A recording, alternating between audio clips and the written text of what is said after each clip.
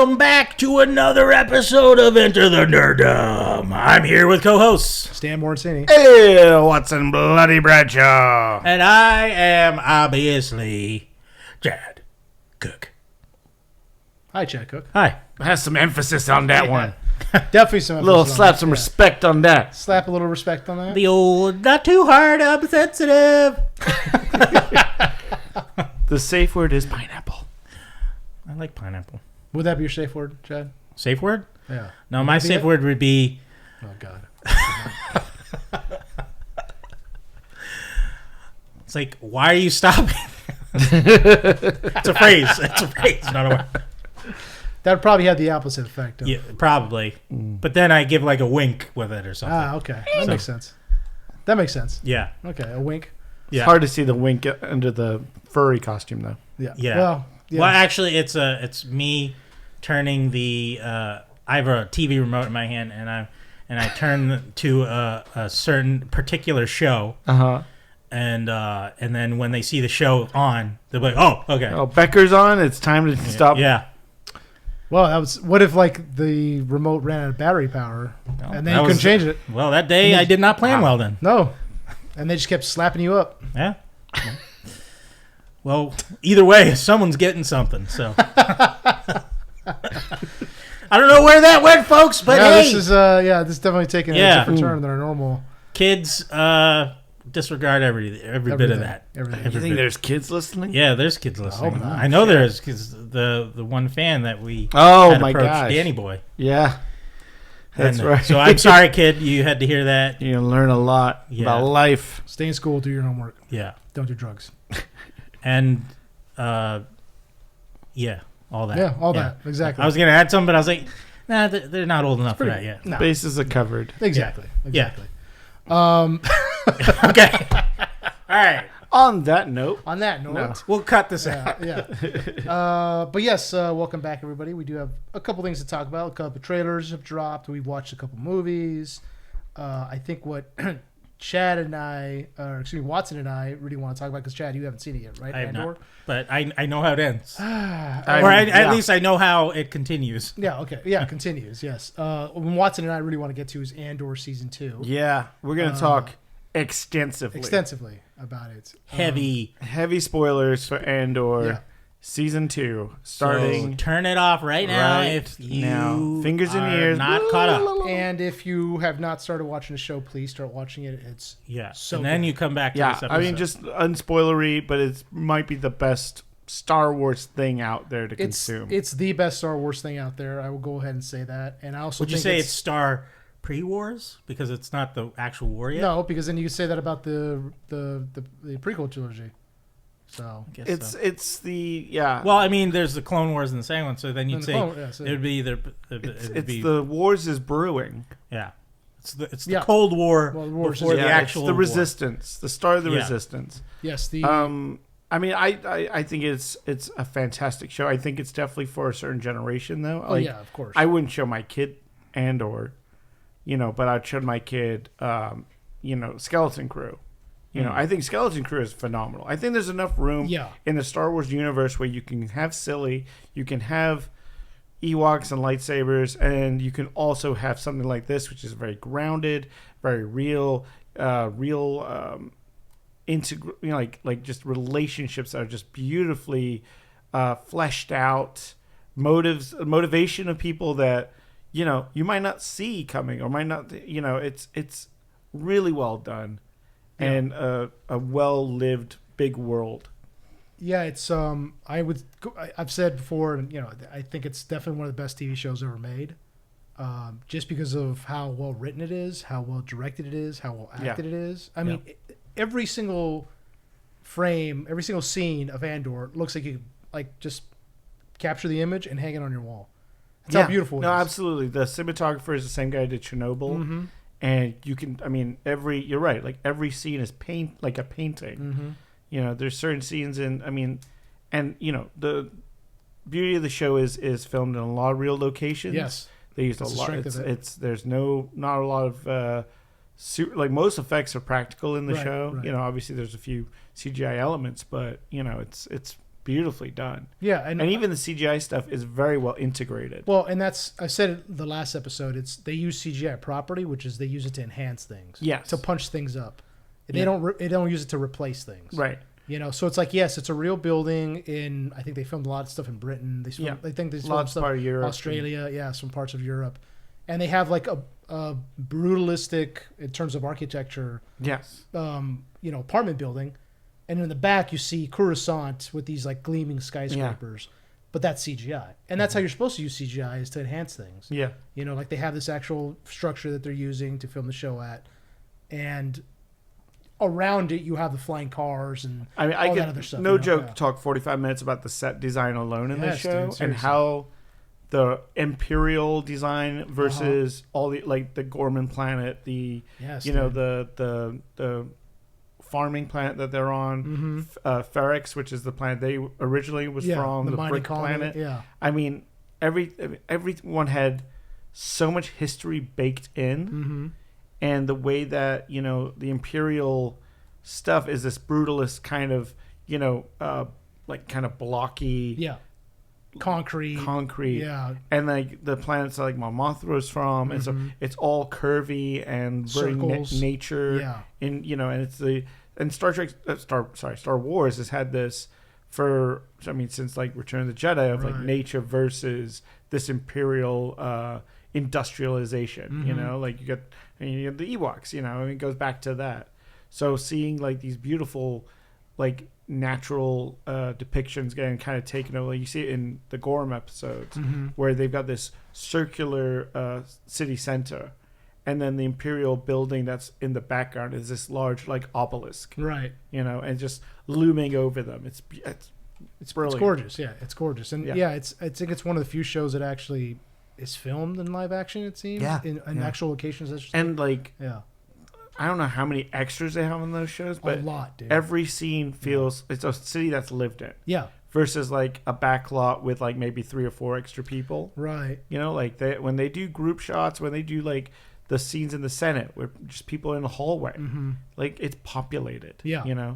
It's really well done. I mean, I know a lot of people are like, there's not enough alien races there. I've heard that too. So come on. And, I mean, they try to fit them in, but I think it's the aesthetic of it is just gorgeous. It's a beautiful show. Well, if it's, I mean, if it's Empire heavy, then it's going to be less aliens because they don't like aliens. Exactly. Well, that's the other thing. So, it's they don't really delve into the whole Imperial humanist like racism. Right. I thought they would touch on more in the books and stuff. Yeah. I think it's also supposed to be more like towards We might get more of that with Thawne, Grand Admiral Thawne's like journey, like maybe when that Mandalorian movie comes out, and I think it's gonna deal more with that stuff. Yeah.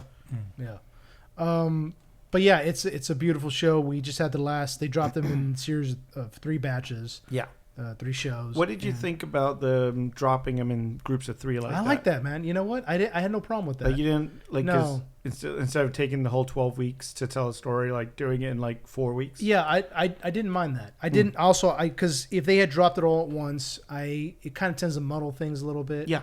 I think you need a breath. You need a breath. I don't like when they just drop 1 episode per week, like the old TV used to be. Because that can get kind of annoying. Like, oh man, can you imagine? Ancient times. Yeah, man. It's just I didn't mind having them in batches of 3 because it's 3 hours of solid content, good storytelling that you can get through. And we talked about this earlier on the other podcast. The other episode is how they would break up chunks of years. Yeah, it's every 3 episode is its own contained story. Right, exactly. And I like that there's continuation between each 3, but there's also space to be like, stuff has happened in between that story and this story that we'll never know. Exactly. There's whole adventures that Cassian had with Bix at like, like we show up in the second set where, he's got a laser burn to his blaster, scar. Yeah. And we have no idea why. Yeah. And it will never be told. Yeah, exactly. Well, I mean, there's a chance it could go into the comics. Yeah, that's probably where we'll go. Oh, yeah. I'm sure with the popularity of this, they will. They will expand on it. Disney will not let that, go to waste. So. Yeah, so we had the last 3 episodes are Make It Stop, Who Else Knows, and Jedha, Kyber, Urso, the titles. Yeah. And so this kind of wrapped up Andor's story. But from the second to last 3 batches that we saw was Bix, who has been in a relationship with Andor since the first season ended. She leaves him. Yeah, and in previous episodes, he has called her his wife. Yeah, either undercover or maybe they did get married. Well, no, yeah, that's the other thing we don't really understand. Yeah, like, are they just married or are they? It seems like they are married. Yeah, either way they're together. And we didn't talk about the last episode of the. Oh yeah, because you didn't see that one. I didn't see it. I did finally see it. That's when Mon Mothma takes her big stand in the Senate and goes out and gives a speech denouncing Palpatine. Yeah, saying there was actually a genocide. Yeah, on and they try to cut her speech. Right, and they try to cut her speech. And I love how one of the characters from the first season, he said, he puts out a manifesto saying that every little piece of resistance moves our lines forward. And when they try to cut Mon Mothma's speech, those 2 technicians are like, "Oh, well, I don't know. We shut the doors to the broadcasting office. I don't know. Oh, we'll get the key. Oh, we put it up in the other office, so you have to go get it. Sorry." And then as he runs out, they kind of look at each other like, "Yeah, that's right." Because it's a little act of rebellion. Exactly. But it's enough. They don't want Mon Mothma's speech to get cut. Yeah. But she's able to get out her what she has to say. They cut her speech, and then we see. Let's just go over that last that episode that I haven't watched yet. Andor is given a mission to get her out of the Senate because he knows that Luthen knows that as soon as her speech is over, because she's defied the Emperor as much as she has in that speech, that she'll be arrested and probably thrown. Well, and I love the idea that there's spies everywhere kind of thing. So like even her driver, she knows is a spy, that there's a listening device in her office, right? That she gets to a point where she just can't control herself anymore, and she breaks it because she has been so buttoned up this entire series for 2 seasons of this woman just like you get the sense that just like there's someone lurking over her shoulder the whole time. And it's betrayal everywhere. Yeah. Everywhere she turns, she's being betrayed. She is amazing. Her husband has betrayed her. Yeah. One of her best friends betrayed her, who was killed because of it. Yeah. Her daughter basically betrayed her. Told her, "I wish you were drunk." Yeah. And then we never see her again. She basically goes on to live her life in this lap of luxury. Yeah. Despite the fact that her mother, she's a kept woman now. Yeah. She's accepted that I don't want any part of this rebellion. Right. I'm rich. Whatever. I'm gonna go live my life with my husband. They have a weird almost Amish feel. It does seem like that. Yeah. And now she feels like her assistant has also betrayed her. He kind of has it. He's been working with resistance, right, to keep tabs on her, and pretty much keep her safe. But she didn't know. She didn't know that. So now it's like her final betrayal. The person she trusted the most up to this point, her assistant, is now it turns out that she's been lying to her. Right. And so we see Bail Organa shows up, and he's like, "Look, after this speech, we gotta get you out of here. You gotta go." Yeah. And he doesn't know that there's people on his team, the extraction team that he set up, are working for the Empire. Well, one of them is, one of them, exactly. But we don't know. And then that's when Cassian gets sent in to kind of they're like, we can't trust anyone. Yeah. And oh man, he's the only one that could get close enough. Dude, in this show again, it's just I keep saying this about the show. It's just brutal. It's a brutal show. Oh yeah. Dude. We have the Imperial spy who basically set this entire thing up. Who's been feeding information to Luthen in this episode. Yeah. Who Lunas is his name? Or yes. There's so many characters. Yeah, I know. I can't. But he's been constantly since season 1. Who's been setting this thing up? Who trying to do the right thing? Yeah. Has been trying to leak information to the Resistance, to the Rebellion, about the Death Star, about what the Empire's real plans are. And the only thing he asks is listen, I'm getting too close. He asks Luthen, you need to get me out of here. Yeah. I need to get myself and my family out of here. I give you the information I've got. Do what you must. Well, but get me out of here. You're jumping ahead to the very last episode. You're right. Yeah, but this is. Yeah. But I'm just saying this is how brutal this. Oh yeah. This series is. Yeah. But yeah, we'll get to that. But yeah, he again going back to what I was saying about the show being brutal. Cassian finds Mon Mothma, says, I have friends everywhere, which is the passcode. Yeah. Tries to get her out. He's got a blaster on him. One of the Imperial spies catches up to him, and she points a weapon at them. And her assistant does the same thing to the Imperial spy. And when she turns, Cassian just blasts her. Yeah. Whatever, like goodbye, you know. Tries to get her. Now he's moving at it. It's like, okay, we got to go. We got to find your vehicle and we got to get out of here. And she looks generally shocked. She's terrified. never seen violence. Yeah, she's like, you just killed her. You know, right. Like, yeah, okay. Yeah, I know I did. Because she's used to being she's the political end of the rebellion. Yeah, so of course, she's been funding them, but she hasn't been in the fight. And she's a politician. She's not a fighter. She's not a warrior. No. She's a legislator. Right. You know, she's not this. She's probably like a lawyer or something. You know, Yeah. she's not, you know. She says she's been in the Senate since she was like 16 A kid, or something. yeah, exactly. So, you know, she's, again, like you said, not exposed to a lot of violence. No. As they're getting out, her driver sees her, and Cassian's, we found her. Blast him. Yep. Cold-blooded, dude. Yeah. Cassian he doesn't doesn't care. Yeah. Again, she's like, what the fuck did you just do? Yeah. He is so, like, Determined, laser focused on, like, yeah. I have my mission is to get this woman out. Exactly. By any means necessary. Right. And they get out, and it's just, that's the end of that episode, and it's just like, oh my God, dude. Like, Cassian, cold-blooded, dude. So if you're a longtime watcher of Star Wars stuff, like, that her extraction from the Senate is on the show Rebels. Oh, is it? Yeah. Oh, okay. So her speech in this episode is also in the cartoon Rebels. Like, some of it is seen by the crew of the Rebels, like the Ghost ship, basically, like Ahsoka's group. Yeah, yeah. And they even say, like, in the show, they were like, Blue Wing team extracted her, right? And in this, Cassie gets her out, and they're like, we can't give you the credit for it. Yeah. We're going to say it's the Blue Wing team, right. so it's more legitimate. Yeah, yeah. And I love that. It's just a little, like, this is all connected. And once again, Cassian is just in the background. Yeah. No credit. No. He's just a guy that probably nobody, until he dies, until the rebellion is over, will know about. They probably will never know. Yeah, exactly. Yeah. Yeah. And there's some stuff to talk about that. Yeah, definitely. So finally we get to the next episode. This is the first episode of the last three. So now Luthen knows. This is when he asked for extraction, doesn't it? The Imperial spy. Yes. Yeah. So this is when he's like, you have to get me out of here. Yeah. I'll give you all the information. Just get me and my family out. That's all I care Right. about. That's all I care about. And Luthen's like, yeah, sure, Matt. Blast him. Like, well, even like that little segment is, you know, Luthen's there, and Lonnie, that's the character. Lonnie yes. is like reached out and it's like, I need you to meet me in an open area, which they've never done before, really. Right. Yeah. And Kira, who's Luthen's his assistant, is like, if you're lucky, maybe we'll get out of this unscathed. And even Luthen's like, I think we're all out of luck at this point. We've used up our luck. We've used it all up. Yep. So he kind of knows this is the end for them. Right.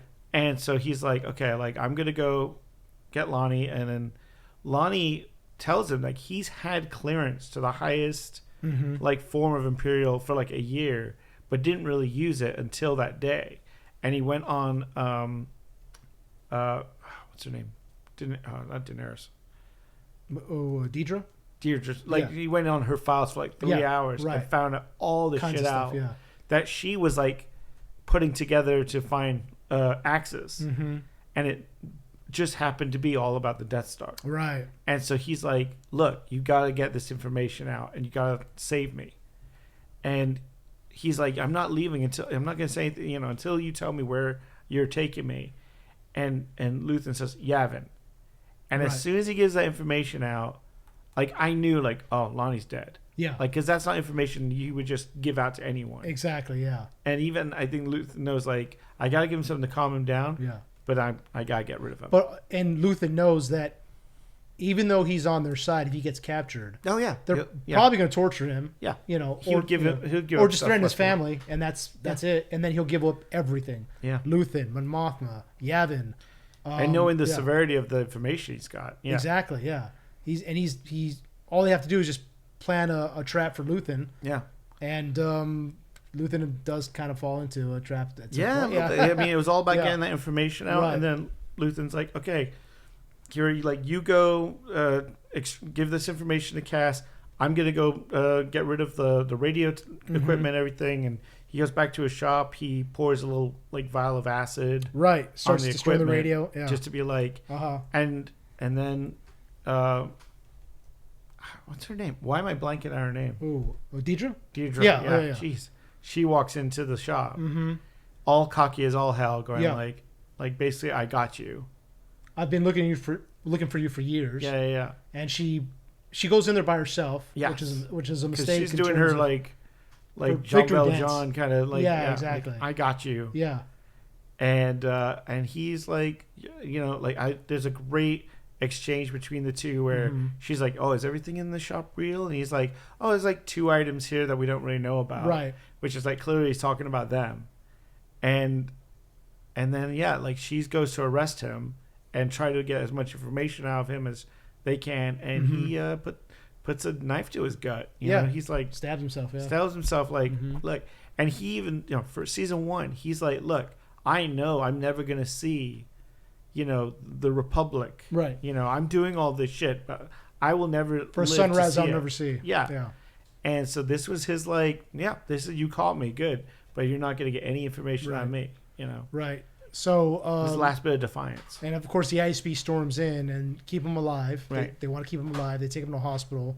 He's not very efficient about killing himself. Nah, not very much. Yeah, but they take him to Imperial Hospital, and now his assistant has to basically sneak in and finish the job. And we get a flashback of You get her story. How they met. And as it turns out, Luthen was looks like a non-commissioned officer. Yeah, in the like some Imperial kind of Army. Imperial police or something. Yeah, and she's hiding in a ship, an Imperial ship. In the outside, you can hear people being lined up, like and a shot. massacre going on. Luthen comes inside, unable to take what's going on, trying to catch his breath, disgusted at the entire thing. Basically, he notices her hiding, sees a little kid. He's like a sergeant, right? He's like a sergeant, and you just see him. He's just going to stop it. Stop. Yeah, and he's the only one in the ship, and he's like brutal. kind of talking to himself, like, just stop. He knows he's a part of this. Yeah. Whether he likes it or not, he's a part of it. He sees her hiding in a part of the ship. This kid who's escaped the massacre, who's a resident of this planet that they're on. Yeah. And he hides her, and begins to raise her as his own daughter. Mm-hmm. It's implied that he defected from, or deserted the Imperial Changed his Army. name because he's Something like, this is my new left. name. Yeah. And he's teaching her pretty much how to be a covert agent to an extent. Well, and she seems to be the one that's really driving the rebellious side of right. And she wants revenge, yeah, and he's the one kind of like trying to temper her down, you know. And man, I was so happy. I was really worried that they would try and tie the knot of like her being Cassian's sister. That's what everybody thought too. Because I thought that for a second. They showed her, young her, and I was like, "Is that the sister that he was looking at in season 1?" I'm so glad that wasn't the case. Right? Like, no, they're not related. Oh, and we're going to talk about a lot of the stuff that's left open-ended in Andor. We'll definitely talk about that. Yeah, but that's one of them. Oh, there's some big ones. Yeah. But yeah, and like you just see like when they're on, I think it's Naboo, and you on the see, bridge. Yeah, you see the Imperial troops. And he's got the detonator, and he gives it to her to make the choice. Like, are you sure this is a road you want to take? Yeah. And she is ready to punch that button. And he tells her, don't look away, too. Yeah. Look at it. Oh, that was the best. It was like, just like, no, just, be cool like everyone else. Yeah. And she detonates it, blows up that Imperial convoy on the bridge, and there it is. That's the start of the rebellion, like we had Saw Gerrera talking to that young rebel for the Rito, like breathe it in, let it run wild, let it run free. That's a theme that we see throughout Andor is embrace the rebellion, embrace the rebel side of yourself, or embrace, or not even just that, embrace who you are. Deidre's who she is, who's a terrible person as it turns out, she's able to sneak into the hospital dressed as a nurse, gets past some security because the Imperials are now watching him closely because they want to make sure that he stays alive. They got him hooked up to basically a breathing machine. Yeah. And she goes in there, and I was like, oh God, I already know she was sneaking in the hospital for. I knew she wasn't sneaking in there to help him out, to break him out. Nothing. I knew she's going in there. She's gonna kill him. Yeah. That's what I know is gonna happen. Yeah. And she has that great look of like she knew what she had to do, even if she hated it. Yeah. And man, like that actress also so good, dude. Amazing. And I believe that's like her first major, role in Elizabeth Duella. Yeah. Dula. I'm sorry if I messed her name up. Yeah. But man, she is incredible in the show. Yeah, man, she's great. It's her first major role. Yeah. And so she goes in there, and it's heartbreaking scene that she basically has to kill her father. Yeah. Because he's too valuable to be kept alive. Basically. I saw an interview with her. She was talking about that scene in particular. She says the duality of it is like she's always hated him because of his part of killing her people. Right. So she's always had that drive of like, I hate this guy, but I need to this guy. And that moment where she lets him go, and you just see like a single tear roll down is that. And what I was really hoping when watching that, I was like, please, like, let her touch the side of his face or kiss him. And she did. She kissed her forehead. And it's like, I was like, oh man. Yeah. And they hold the shot on him as it fades to black at the end of the episode in this quiet, and like it's not like he got to take out the Empire. It's not like he had a great like hero's death of like blowing up a building. Yeah. He just died silently alone. And that's what. And he kind of knew that was going to happen. And that's what one of the reasons I love this show is because it's not, a lot of stuff, understandably so. We have like you said, the hero's end, the sacrifice, or he's able to shoot his way out of 50, a room with 50 guards, save somebody heroically, and he got somehow miraculously every single blaster bolt or bullet misses. And yet again, this is a guy who's not from the bones of the rebellion, right? Who will never get his due. Exactly. I saw someone posted the picture from A New Hope of Luke and Han getting the medals. And they're like, how many people deserve those medals other than those two? That nobody knows about. That no one knows about. Yeah, and so that's what I was saying. So, like, this is not one of those shows where the hero heroically shoots his way out of a room full of 50 guards and every single bullet and blast bolt misses him. This is a show where you can die. The margins of error are so small. Yeah. And you can die at any moment without anybody knowing anything about you. Or you've dedicated your entire life to this cause or whatever it is, and one moment that's it, you mess up. Yeah. Or somebody thinks you're too valuable to be kept alive. Yeah. And that's it. It's over. And that's it really is. That's how actual wars happen. Yeah. I mean, look at the way Cyril went out, shot to the head. How many unsung heroes from World War II are there? Who's helped stop the Nazis? Yeah. Who knows, Yeah. Or people who just ordinary ground troops who died. Yeah. Just, unnecessarily, unfortunately, or necessarily because they were carrying out a mission that had to happen, that we'll never know about. But yeah, so then the last episode, we see Cassian, who has gotten Mon Mothma out. They have to go back and they have to get Clea.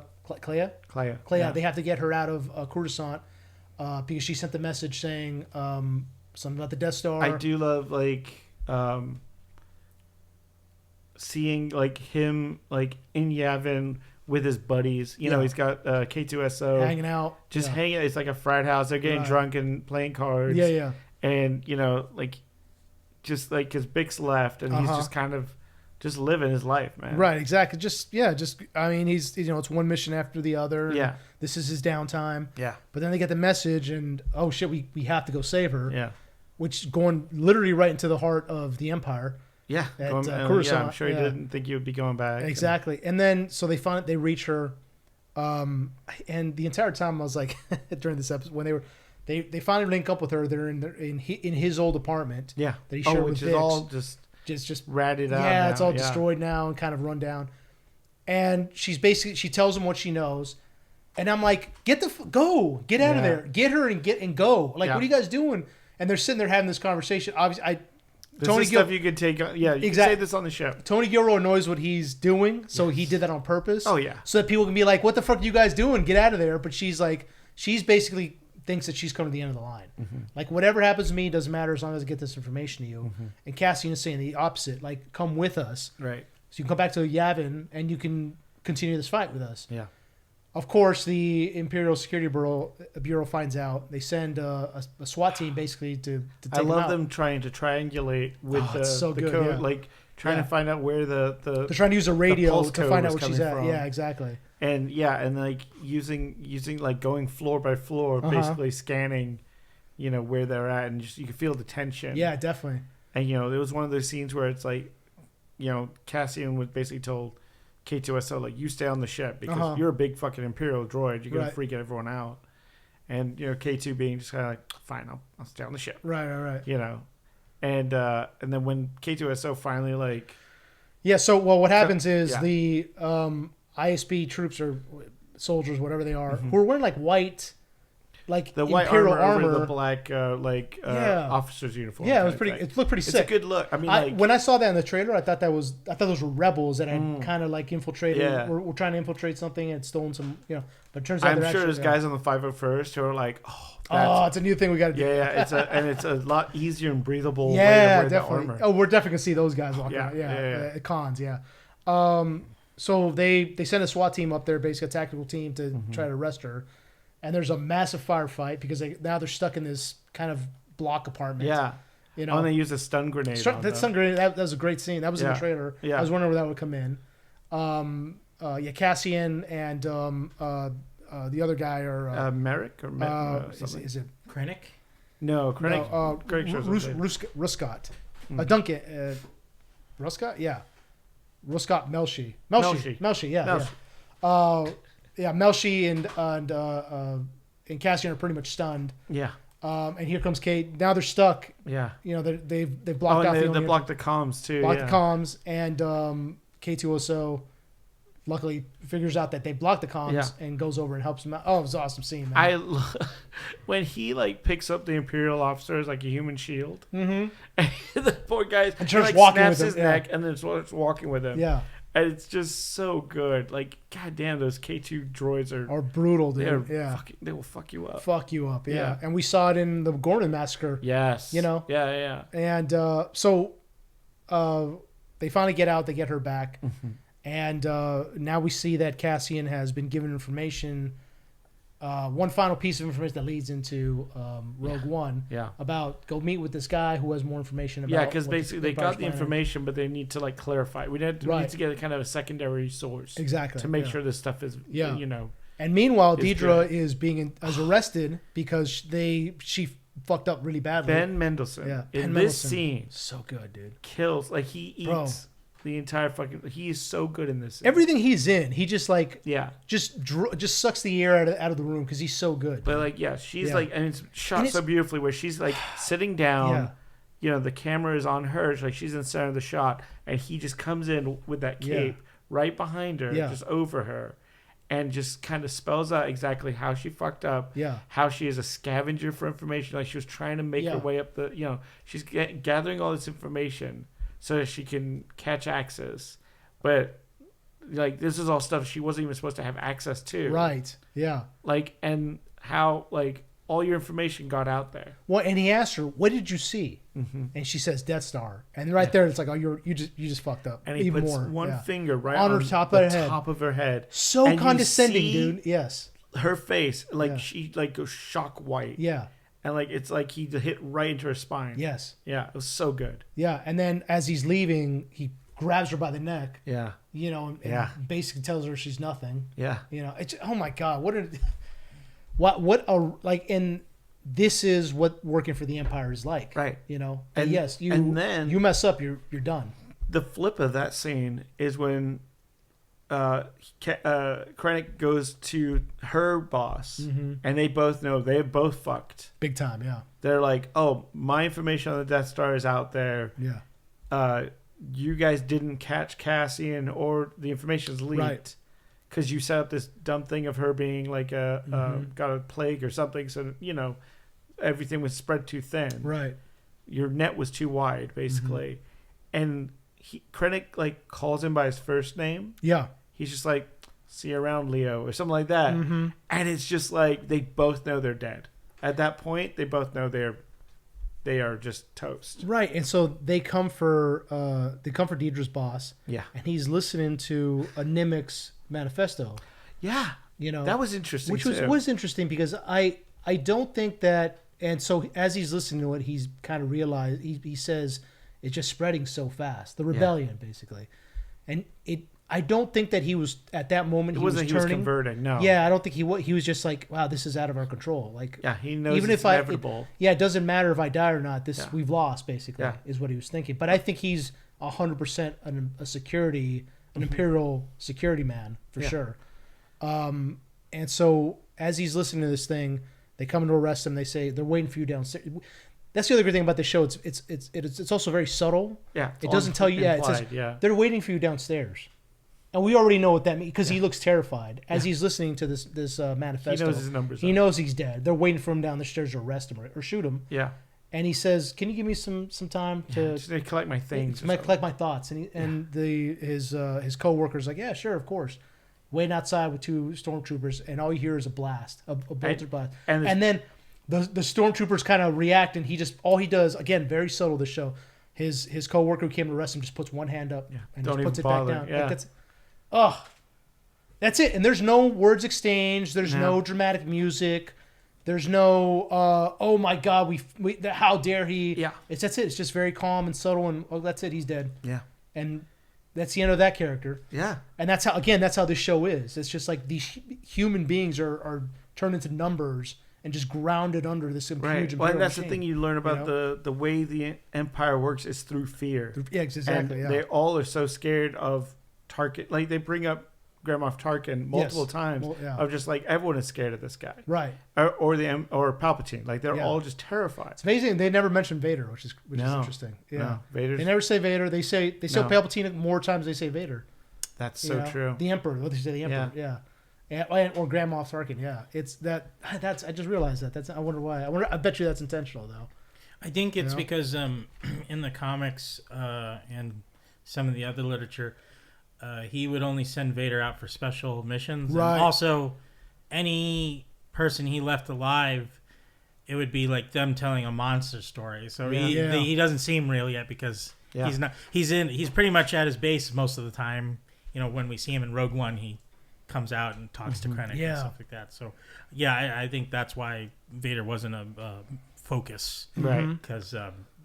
He's not a well-known entity in the universe. Also, they don't promote the Force in the Empire. Right. It's just the Empire. So Which yet again, I love the fact that like there's really no mention. Like Bail Organa says, "May the Force be with you," and the last episode to Cassian, and it's like, oh wow, like I forgot that's a thing. Like they haven't mentioned that in 12 hours of the show. And the only person that they allude to having the Force is that healer. The healer, and even then it's kind of seen like she's like Miss Cleo. Yeah, and they don't say anything about Jedi. They don't say anything about the Force. It's just like, oh, she can heal people by touch. Right. Oh, that's interesting. And then she senses. And Cassian's like, bullshit. Yeah, she's fraud, And then when she does touch him, he feels better. Yeah. So and even Cassian's like, I don't know, I'm just lucky, like because like Big says that talk with him, like, how often do you think you can, get past this stuff? And he's like, I'm just lucky. It's like, is it luck? Is it luck? He's a little Force sensitive. Maybe. Yeah, exactly. Because everyone kind of has it. Right. And he's also an amazing pilot. Yeah. Who I saw one of the YouTube channels I watched is going back to the first episode of season 2. He has to fly that Imperial... The TIE Fighter. TIE Fighter out, that prototype out. And nobody can figure it out but him. Yeah. Which is interesting, It's just like, because they have a whole group of rebels trying to figure out how to fly it out of there. I know. They can't figure it out. No. And he has trouble flying it, but he does kind of get it pretty quickly. Yeah. So not only is he a great pilot, but also is the show implying he's a little Force sensitive. Maybe. It's possible, which again, I love. Again, subtlety of the show. So it's great. I've missed subtlety in a lot of stuff that's come out lately. Do you see Mads in the show? Does he make a cameo at all? No, they mention him. Yeah, because the last episode they talk about what's his first name? God, I know Jyn Erso's the daughter. His daughter. Yeah. What is his first name? Yeah. Galen also. Yeah. So they bring, but he's kind of like, it's like, huh? Like everyone's kind of like, what are you talking about? Well, he's another very well kept secret of the Empire. Yeah. So, final episode, Andor's been given the task of going to meet this guy, and man, they play that Andor's theme, that music. Yeah, I love the subtlety of the score through this entire show. This entire show's score is amazing. It's amazing, but it doesn't get like bombastic or like like it doesn't get there. Like it becomes the Rogue One theme at the end of the show. Is it Giacchino doing the score? Don't know. I don't think so. Who was the conductor on that? Because I know he was composer for the movie Rogue One. Yeah, I think it's the same person. I think it is Andor season 2 music. It might be his son. I know his son does. Brandon Roberts. Oh, Brandon Roberts. Yeah. Oh, I don't know. Yeah. But the score again for the show is simply amazing, and we see a montage of it's basically Andor walking off to Destiny. Basically, right. He's walking towards a ship to head towards the planet where he meets where and I love begins. Well, another thing I love about that sequence is as he's getting ready to go, like he does little like normal like he waters the plants, which reminds him of his mother. Yep. But it's also like, oh, he's planning to come back tomorrow. You know, it's not like he's like writing a note saying goodbye, my friends. You know, it's like it's a mission. Another mission. Another mission. Yeah. It's another mission. He'll be back. He'll meet up with Binks eventually. And he has the best coat ever. He has a great coat. Yeah. He has a great coat. It's like that and the Gorman his fashionista alias that he was in Gorman. Yeah, I want those outfits. Yeah, dude. So good. Did they ever allude to I'm blanking on the name of the Vietnam movie with Michael Sheen and Brando. Platoon? Not Platoon. No. Oh my God. Apocalypse Now. Apocalypse Now. Yeah. Was there ever an allusion to, Gabriel being sent to kill someone? He's like, they sent you here to kill me. You know, no, but you know what? But it's kind of it's a little because that's very like Saul Guerrero. Yeah, that's true. Yeah, ended up that way. Yeah, who ended up going insane. Yeah, to an extent. They still didn't tell. Like I thought we'd find out how Saul Guerrero lost his leg. No, because he's got the robot leg in Rogue One. Yeah, wow. We definitely. They do. I mean, they cut to like a video like he's got a little holograph version of him talking about Mothma, and he's got the full respirator, taking hits of his drugs. Yeah, I forget where in Fallen Order, because you see him in there, and I forget where he is in the transition of all the damage. Yeah, he's still a little young, guys. I remember from that. He's still not. Still has most of his. I think he still have his limbs. Yeah, and his hair is like not as kind of wild as it is in the show. Yeah, but as Andor's walking to his ship to take off, we see characters from Rogue One. Yeah, like a lot of the infantry, they're training. Yeah, they're building. They're becoming an army. And then we see what happened to some of the other characters. So we see Deidre in the same Imperial prison where he was. Yeah, and she's just sitting there completely defeated. She knows she's going to be there forever. Forever, exactly. Does Akbar come up behind her? Don't worry, kid. We'll get there. We'll get the Empire, no problem. Yeah. No traps here. And the final shot is Bix is walking through that farm planet. Yeah. Luckily, we got to see the droid. BSO, whatever his name is. Yeah, and he's chasing another droid around. They're having fun. He's having a good time. Yeah, I'm glad to see. I'm sad him and Cassian didn't get a reconnect. I know, man. I know, but I'm glad he's safe. Yeah, and I'm glad from the first episode of the second season. I was like, okay, looks like they're leaving him there. Good. Yeah. I want him to be safe because it's. You care about that droid. I care about that droid, man, because it's the first droid we've ever seen mourn somebody. Yeah. His, when Marvin died, it's just my gosh, dude, that whole sequence. Hey, R2D2 mourned in one of the movies I found. He did, but it was. He's also a murderer, though. Yeah, R2D2 did mess. He's killed a lot of people. I mean, that's semantics. R2D2 is like Andor. He doesn't. He doesn't care. He does what he has to do. But the droid in this is, oh my god. Yeah. But we see Bix in a field. Like when the droid says in the first season, like, you could stay with me. Oh, dude, I was like, come on, bro, come on. It's a droid, dude. I'm not supposed to feel like this for a droid. Well, I remember like when they revealed him and the design looked like he just looked like a red tool chest. Yeah, rolling tool chest. I was like, when I first saw him on the show, I was like, what the fuck? Yeah, what is this thing? Yeah. But man, they give him so much personality. God. But the last thing, Bix is walking and they show her from behind. Yeah. She has something in her arms, and I was like, is that what I think it is? That better not be what I think it is. That better not be what I think it is. Yeah. And they finally show what it is, and it's a baby. And I was like, I was like, oh, right there, I was destroyed, dude. Really? I was destroyed. I was like, fuck, because it's the family again, he never knew. Going back to what we were talking about, this show gives you so many open-ended things that are never resolved. Like life.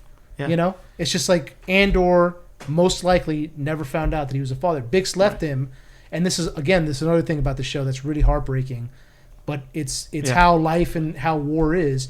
A lot of people make sacrifices for the greater good, for the cause. Yeah. Bix had to sacrifice her relationship with Andor because she knew that the rebellion needed him, and she was holding him back. And she knew that if they stay together, he wouldn't take on these missions that basically nobody else can perform. Because he's good at what he does. So that's where she left him. And she even says, "I'll see you afterward." I'll see you afterward. Yeah, which knowing full well that may not happen. Yeah, and it doesn't. He goes off to do his thing in Rogue One, and ends up dying.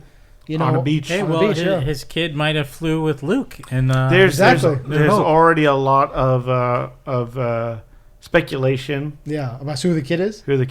Because they go, okay. So by the time the next trilogy is, he'd be 35. Yeah. Everyone's thinking Poe Dameron is that child. Oh, bro. But Tony Gilroy has come out and said that kid is not. They've never mentioned. They're not going to say who that kid is. There might not be a connection. He might just be a farmer. oh no! Who broke Stan? Man, no, I didn't even think about that, dude. He's the only other Latino in space. Come on. Oh, that's true. or he could have been on Admiral Akbar's ship when the Death Star was actually operational. He would have been. He would have been a baby. That's only like 4 years later. It's like 5 years later. Yeah. But they said by the time Force Awakens comes out, he'd be 35.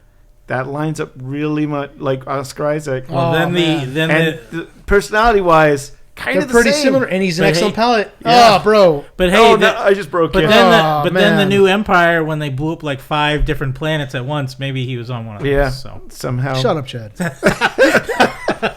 let me enjoy it. Let me enjoy it. Oh, he might enjoy Last Jedi now if there's a connection to it. Hey, yeah, right. No, that wouldn't make that wouldn't make a difference. No. I'd be like Poe Dameron. You let your father down, starring in that. Yeah. But that's just fan theory. Like Tony Gilroy still though, man. Fuck, bro. Oh, that got me because he was like, the baby has no name. Because everyone's like, what's the baby's name? And they're like, the baby's just a baby. Maybe. Oh, can you imagine, dude? If at the end, the final episode, and somebody says, "Oh, what's your baby's name?" Yeah, she says Poe. Or like it's like quiet down Poe or something like that. Dude. Like, oh man, Qui-Gon Poe. Qui-Gon Poe. Oh, bro, that actually got me emotional. Fuck, man. But yeah, it's. Oh, this is Yoda's brother. Yeah. She's the baby. It's what the fuck? Grogu. Okay, that would have been weird. She's like, that's why I had to leave because I fucked Yoda. You didn't know about it. Yeah. Biggs, get over here. That ass I shall slap. Don't fucking sully Andor, goddamn. But yeah, so that's the last, pretty much the last scene is. Yeah, it's a beautiful last. It's a beautiful scene. It's just her looking out. And again, it's people sacrificing everything they have in order for the rebellion. I was just gonna say, did they play the Star Wars theme at the end of the series? No. So okay, it was never. It goes right into the Rogue One theme. And then they never played any of the Empire theme. Nope. Oh wow. Okay. No, this show is completely. It's very isolated from the storyline. I know that, but at least I would think since it kind of leads into it might. But even in Rogue One, there wasn't any of the iconic themes. No. So. But think about. It's just think about how much loss these characters, how much all the shit these characters. Cassian Andor lost his family basically. Yeah. His girlfriend. He lost. He lost everyone. Lost everything. Knew. Yeah. From the first season. Yeah. To where he ends up. Yeah. He has no connections. Clea lost her basically her father. Yeah. Bix lost her boyfriend. She was tortured, assaulted, and she lost her husband, which is Andor. Deidre lost her the only person she ever loved. Yeah. She sacrificed him for the rebellion, basically. For the Empire. Yeah. And then she ends up in prison. Right. And as what really sucks is for her is, let's say she was in prison this entire time from the end of the show to the overthrow of the rebellion, she'd probably still be brought up on war crimes afterward. Mm-hmm. She'd be freed from that prison, then in prison again for war crimes. You know, or at least for torturing people for sure. Well, no, because a Mandalorian, they were getting Imperial officers and remember they were doing the yeah, but those are probably like low level offenders. Yeah, you know. Oh yeah, she'd be fine. She's high up there. You know, tortured a lot of people. She was basically the space SS, and she was the perpetrator. She was the officer in charge at at the Gorman massacre. So they're not allowed to go it's all under her name. It's all under her. Yeah. So she's yeah. So it doesn't matter what happens to her. If she survives that prison, she's done for anyway. Right. So Vel, who's we didn't Mon Mothma's really talk cousin, about that. Yeah. Yeah, she lost her lover. The lover of her life. And is now sucked up in this war that who knows if she made it through. You know, we don't know. Mon Mothma lost her entire family. Yeah, I love when from the beginning of the show to where she ends up at the end. You know, at the end of the show, she's got the Return of the Jedi haircut, very simple clothes. Yeah. She's at one thing they keep showing with all the rebellion is they all eat at like a picnic style table. Yeah, like all the humans that are connected eat all together. Yeah, yeah. You know, and they do that on the planet, the farming planet, the farming planet, and also at Felix too. Yeah, like it's a big part of like they're a community. Yeah, exactly. And then she's there with her cousin, and it's. You know, it's this very simple life. Well, and look at how not far she's fallen, but she is this. She was born into wealth. Yeah, grew up in it. Mm-hmm. That's all she's known, and now she's this. And they cut to her ex-husband now, husband, and he's miserable and just drinking and with the wife of one of the guys that we've seen before. One of the people who helped finance the rebellion. Mm-hmm. Yeah, Luthen lost his life. Yeah. You know, Saw Gerrera's gone even crazier. Yeah. You know, I mean, it's just like Don't do drugs, kids. Yeah, exactly. So everybody's lost. I mean, one of Mon Mothma's friends, I think it was Tay. Yeah. Who he was murdered by the rebellion because he was asking for money from them, trying to extort them.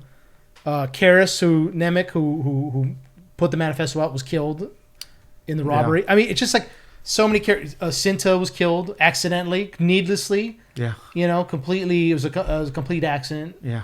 It's just Jesus Christ, man. It's like so many people have lost some. The only people who kind of don't lose anything in the end or is director or Krennic, yeah. But you know how he ends up. He ends up though, but his own creation kills him. Yeah. You know, and then so I saw this comment online.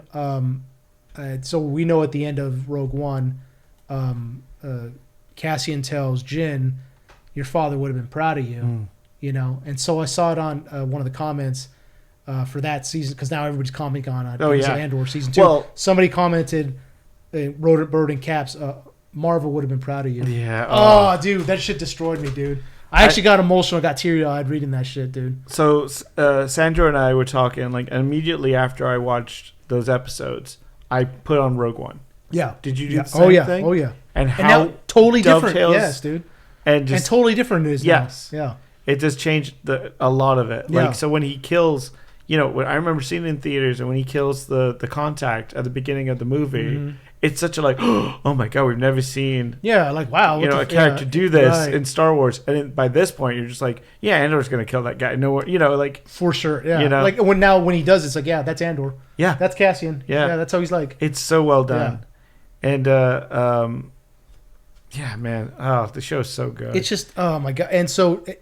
I also just all of Star Wars since the original trilogy. Yeah, you look at it from such a different angle now. I said it before when, you know, we've had that. It's a very famous line that Mon Mothma gives in Return of the Jedi. It's like many Bothans died, right? You know, but now when she says it with the weight that she says it, you're like, oh shit, like this woman has sacrificed and lost so much to get to this point, and she's still sacrificing lives, you know, to overthrow the empire that she's dedicated. She pretty much lost everything for. Yeah. Yeah. It's just like the entire thing just carries a whole different type of weight now. Oh my god. But yeah, that Marvel would have been proud of you. Man, that shit destroyed me reading that. What is that referencing? His mother, mom. His adopted mother. His name Marvel? Yeah, Marva. Oh, yeah. Oh, okay. I thought you said Marvel. I was like, Marvel? What's so Marvel? she was. Kevin Feige would be proud. Yeah, she was like an elderly woman in on Sarek, Ferrex, where he grew up on. And she gives a rallying, after she dies, she records a message to her community, urging them to rise up against the Empire. It's a great scene. It's a great scene. That was another thing. So the creator of the show was talking about, like, he knew, like, he was like, I put threads there that we knew we were never going to touch, like the sister thread. And what that was more motivation. Yes. So everyone that Cassian saves is his sister. Is someone that because he didn't get to save his sister, but he's striving to find anyone else to save. You know? Yeah. And it's that makes so much sense of why he jumps right into danger to save those people. Oh my God, dude! I didn't hear that. Yeah, and Jyn Erso by the end of Rogue One is another person he has to save, and that's why he gives her the hug at the end of the beach, bro. It's this kind of like release of like, I don't need to carry this burden anymore, dude. And that makes so much sense because they don't get romantic at all. No, it's a very brother sister relationship. Yeah, it's just like they're just holding each other. Yeah, and dude, and then the other thing that when I watched Andor again.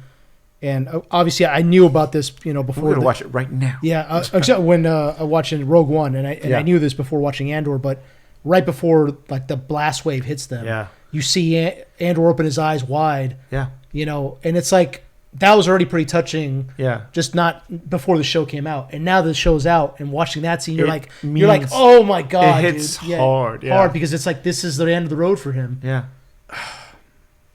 and knowing what that character has gone through. Fuck, I'm getting all emotional, dude. That's okay. That's what that character's gone through and all he's lost. Yeah. It's just like someone like, as you guys were referencing all the losses that were made, someone should make a montage of that and use Queen's "Who Wants to Live Forever." Oh man, just as the thing. I think it would work perfectly for that. It would. God. I'm just lost in thought right now. It's just such a great show. The point is, great show. Great show. You're Please watch it. One of the best things out there, and definitely the best thing to come out of Disney Star Wars. I'll say that. Yeah. I'll stand by that till the end. I heard at the very end of the show, you hear the ducks from The Sopranos. Like, you hear the ducks he was feeding in his pool. Like, goddamn Chad. No, you hear Journey's "Don't Stop Believing," and then the screen just goes black. Yeah. It's Admiral Akbar singing it. Yeah. Don't stop believing. It's a trap. It's a trap. That's a trap. You get the blue guy on the piano from the that's Max Rebo. His name's Max Rebo, sir. Yeah. Sorry. Yeah. Sorry, I don't listen to Jizz all the time, and that's the name of the music. That's the name of the music, guys. It's true. Yeah, that's true. It's we spent an entire hour talking about this. I love it. Andor, it's by far it's one of the. I think it's. I said it before. We very rarely have perfect shows, and this is a perfect show. Yeah, it's one of the best that's ever been made. It's the best thing that's come out of Disney Star Wars. Just give Tony Gilroy Lucasfilm, dude. Just give it to him. Just let him take. Whenever Kathleen Kennedy steps down, just give it to Tony Gilroy because he knows what he's doing. And we said this before. He's not, and everybody knows it. He's not a huge Star Wars fan. Well, and did you hear about the stories that they didn't get to tell? That they wanted to. That's the other good thing you brought it up because I wish that we probably got maybe one or two more episodes. Yeah. We've said this. We talked about this before. Like maybe each year was supposed to be a whole season. Yeah, exactly. And maybe get like his what's her name? His name Deidre's boyfriend. Oh, Cyril. Cyril. Have him, maybe be a little more invested.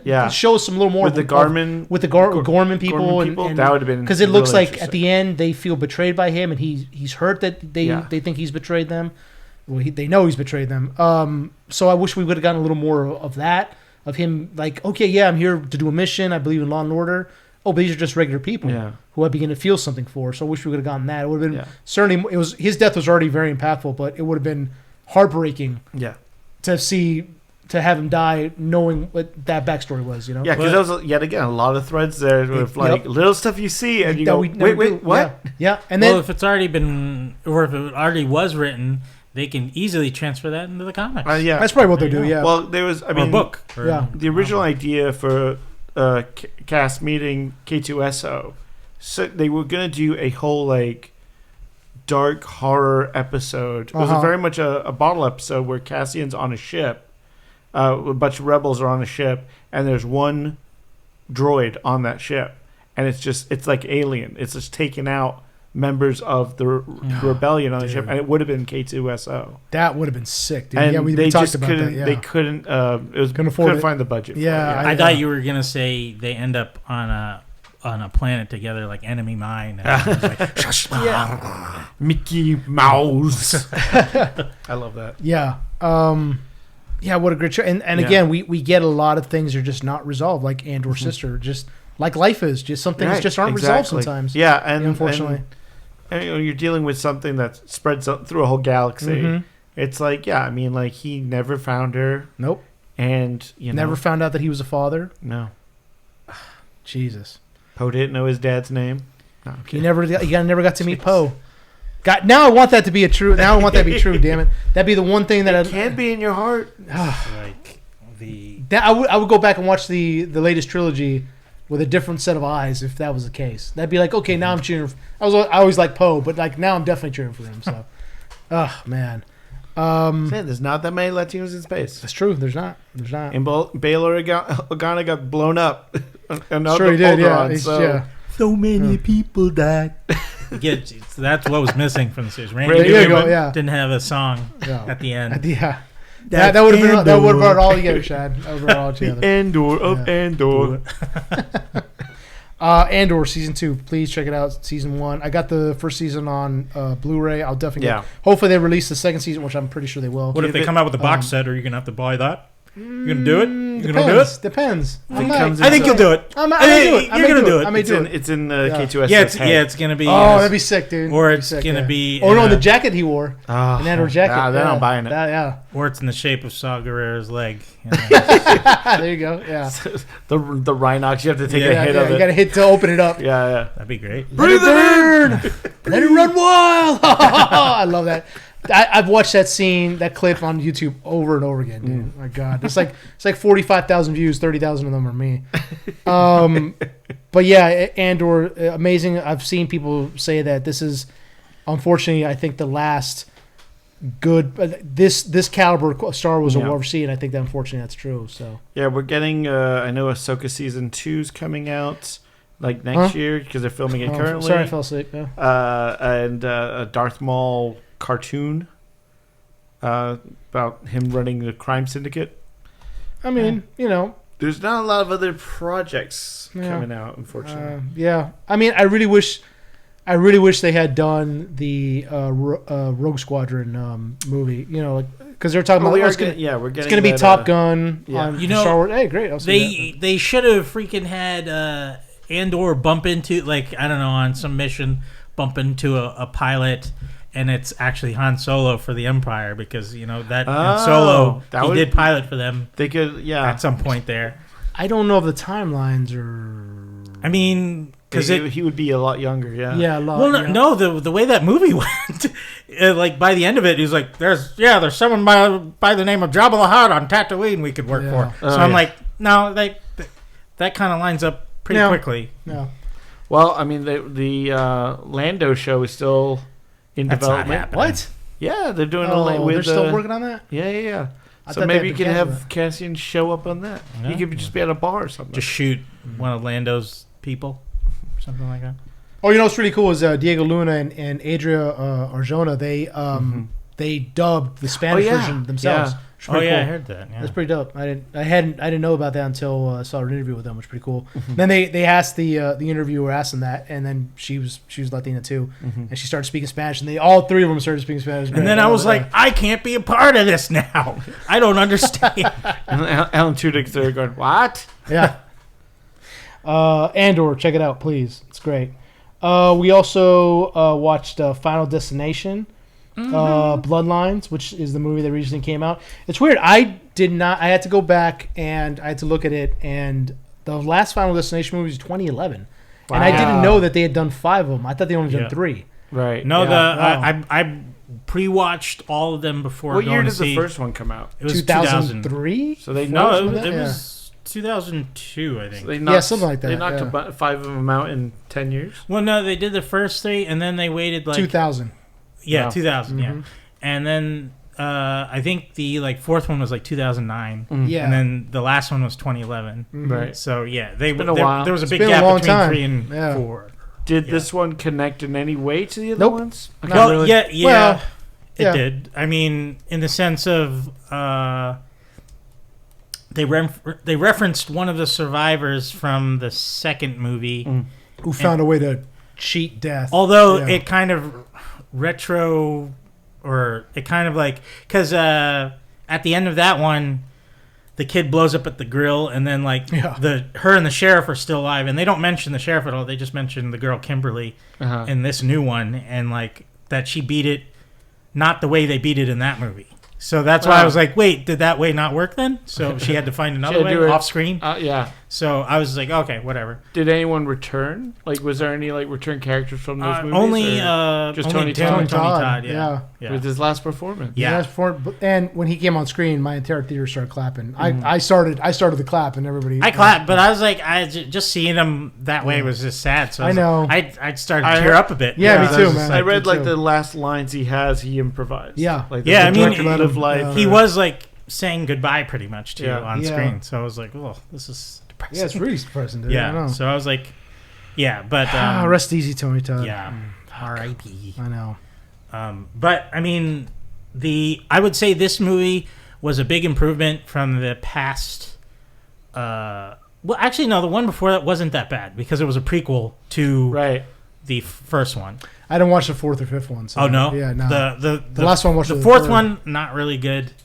The fifth one was actually pretty good because it leads right into the first one movie, and I was like, oh shit! So I thought that was cool. I thought we would get something similar here with this new one, but no, it was following the one family with the bloodlines, but it kind of implemented or it kind of wrapped up from all the other movies because the bloodlines, it was going through all those people's families that survived. Yeah, so I was like, the opening, one of those was the families from the other movies. So yeah. So the opening is they were all somehow connected. This one event in the 1950s. It's the late 60s. It's the 60s. Yeah, it's supposed to be the Space Needle base. It's not the Space Needle, but it's supposed to be a facsimile of it. Yeah. And which the space, it's got a restaurant up there in the movie. Same thing. They go up just there. open. We rushed it without any certification. Yeah, right. Yeah, it's like they say it opened 5 months earlier, and 5 months early, and the main character's like, is that a good thing? Yeah, it seems like it's not. But they go up there. There's a restaurant. There's a band playing. Yeah. Bar. It's very crowded up there because it's a pre-opening basically of this not Space Soft Needle. open in there. Yeah. And they end up dancing on a dance floor that's plexiglass above. And if anybody knows what the Space Needle is, it's very high up in the air. Yes. And so that's what this facsimile of it is. And as it happens, a terrible tragedy occurs where a kid is throwing pennies off the top of it, and one of the pennies gets sucked into the air vent, gets stuck in the fan that circulates air. The fan is now stuck.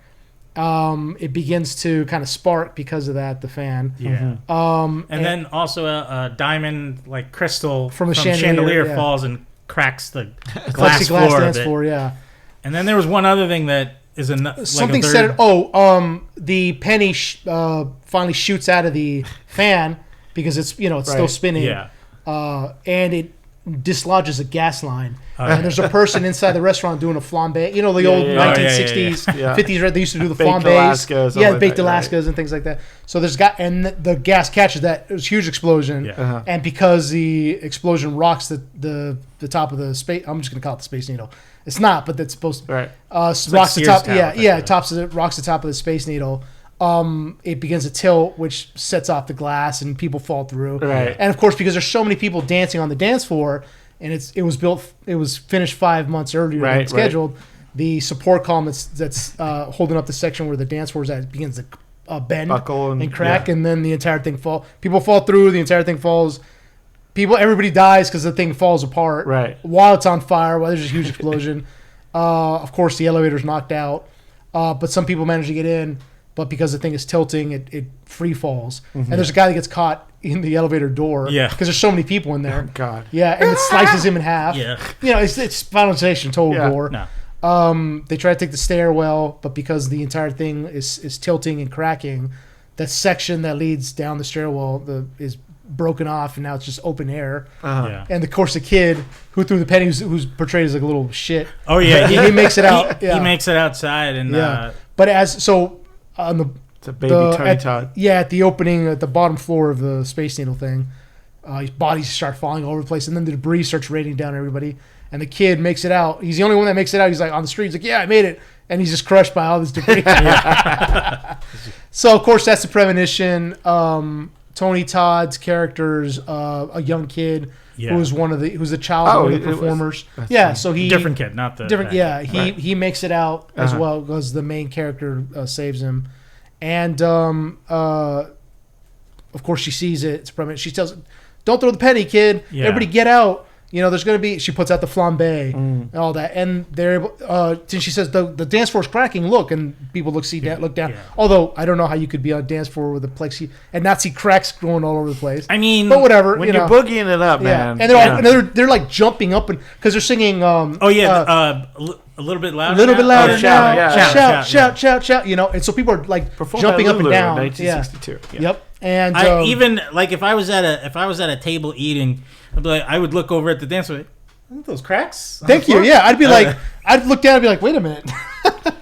Although I wouldn't be dancing on a plexiglass dance floor. That's I don't know. That's dude. I mean, people do it. Yeah. No, I mean like some people aren't afraid of heights like that. So like me, I'd be like, well, first off, if I heard that this place was like 5 months early, I'd be like, well, maybe I'll see the Yelp reviews a little bit after that. You know, but I would be weary to be out there on the dance floor like that. Yeah. I mean, maybe a little drinks in me, and then sure, I'll make it out there to. I won't be the first one on the Fast and Furious roller coaster. Yeah, I'll wait. I'll give it a month. Exactly. Yeah, exactly. But the character's name is Iris, who sees the premonition, gets everybody out. Yeah, and so then we flash forward to her granddaughter Stephanie, who keeps having this recurring dream of the premonition that we just saw on screen, and she wakes up screaming. She has night terrors. She doesn't really know what's going on. She knows it's related somehow to her grandmother Iris, but her father, her mother took her mother, who is the direct blood descendant of Iris, won't tell her what's going on. Her father just says, "Hey, your mother is now taken off because of issues that are going on. You don't want to talk to your grandmother. She's crazy." Yeah. She talks to her uncle. The grandmother's estranged from the whole family. Yeah, from the whole family. She talks to her uncle, who is Iris's son. He's like, no, just she was sending us these terrible... she tortured this family. By sending us these terrible prophecies she was having of us dying. Oh, jeez. And she wouldn't... Yeah, when the kids were born... She was worried about almost them. Like what they did with Halloween, where Jamie Lee Curtis exactly like that. Was like, he's coming. He's right. Yeah, exactly like that. And then her uncle and her mother were raised under Iris as she was overly protective of them, right? Because she thought that death was coming for them, which as it turns out it is. And so Stephanie, she's like, I gotta go talk to her, figure out what's going on here. Why am I having these dreams? And she shows up to Iris's compound, which is like. It kind of didn't make any sense to me because it's like there's a million things out there that could cause you to die. She has like chevaux de frise, which are like these like wooden stumps with like spikes all over them. She has like spikes in her home.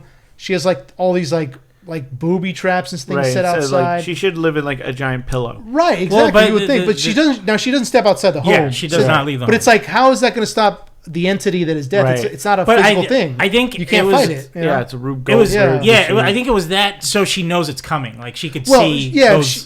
She has like pots and pans and cans everywhere. Yeah, which they kind of did in the first movie. Exactly. Yeah, that's where. And she technically can't die until the order hits her finally. Right. Because it's got to go through everyone else who dies first in her premonition. So she can't die, plus, like in those movies. Plus their descendants, Right. Like that's a lot of people. That's I mean, a lot you of people, think about it in like, what, in 50 years? Oh, yeah, exactly. That's got to be a good 200 That's why it took so many Yeah. movies to get to. Yeah, exactly. Gotcha. So eventually, Stephanie sees inside Iris's home, and she has that like, that cliche like map with the red tape everywhere. Gotta have it. So yeah, she has it folds down into like this massive book, and she's like, just look at this thing, and you can see that every single person that was there, it's a pop-up book. Yeah, died a terrible death, plus their descendants. Yeah. And just eventually it's catching up to her. We're the last ones left, basically. My descendants are which is you, Stephanie, and your brother, and and your uncle. You could have just not had kids, man. Yeah, Jesus. exactly. Yeah. Well, it's implied that she didn't catch on until she had her family. Right. Started her family when they were very young. And she was like, damn. Yeah. Yeah. So anyhow, she's also been diagnosed with cancer. So it's like, regardless, death got me anyway. Yeah, exactly. It's interesting because I didn't really, it doesn't, in these movies, it doesn't matter where you go. Right. It's there, but she's in this like log cabin thing. And at one point she has like this potted plant that's hanging from the ceiling. And she has one of those magnifying glasses that you can look at like stamps, it's connected to like a boom arm. Yeah. And when her granddaughter comes in, it gets moved, and it like reflects the sun and starts burning the rope of this, macombre plant thing, And she's like, "I see you, son of a bitch!" And she like moves this, it's like death trying to get in there. It's like, well, yeah, but how does this? I didn't really understand how the house itself protected her, especially everything outside. But whatever. So it's a good bit. It's a good bit. Yeah, it's a good bit. So I'm also like, if she knows she's got cancer, she knows she's gonna die. Like, why don't she just offer herself? Well, so that's what happens. So she ends up. Yeah. Stephanie doesn't believe her granddaughter. She's like, and as Stephanie's leaving, she gets to like the threshold of the door, and she doesn't want to, or Iris doesn't want to step past it. But she says, "All right, fuck. You want to see proof? I'll show you proof." Gives her the book, and she's like, "What are you doing? Like, just watch. Like, you wanted proof, right?" So of course, a wind comes and knocks down this. Before Iris went in, she knocked over a fire extinguisher that was inside, so it's laying outside. And the weather vane falls off the roof, hits the fire extinguisher, shoots the weather vane through Iris's face, right in front of her granddaughter. And there you go. Is it outrageous? Is the blood and gore as outrageous as like the monkey? Yeah. I mean, it's a Final Destination movie, so it's gonna be. Yeah. Well, no, I would say though there's like cutaways though, because with the lawnmower you don't see what happens. Well, no, you see it comes down on his face and chops his. Yeah, but it's like happening and then it cuts away. Like it's not like he stays there for like like a slow. But I mean, this weather vane, Terrifier. This weather vane clearly goes through Iris's face, like through her mouth. Yeah, so her jaw's all like hanging off of her and shit. Yeah, but it's also kind of CG looking. It's very CG. So it's it very doesn't CG. look Yeah.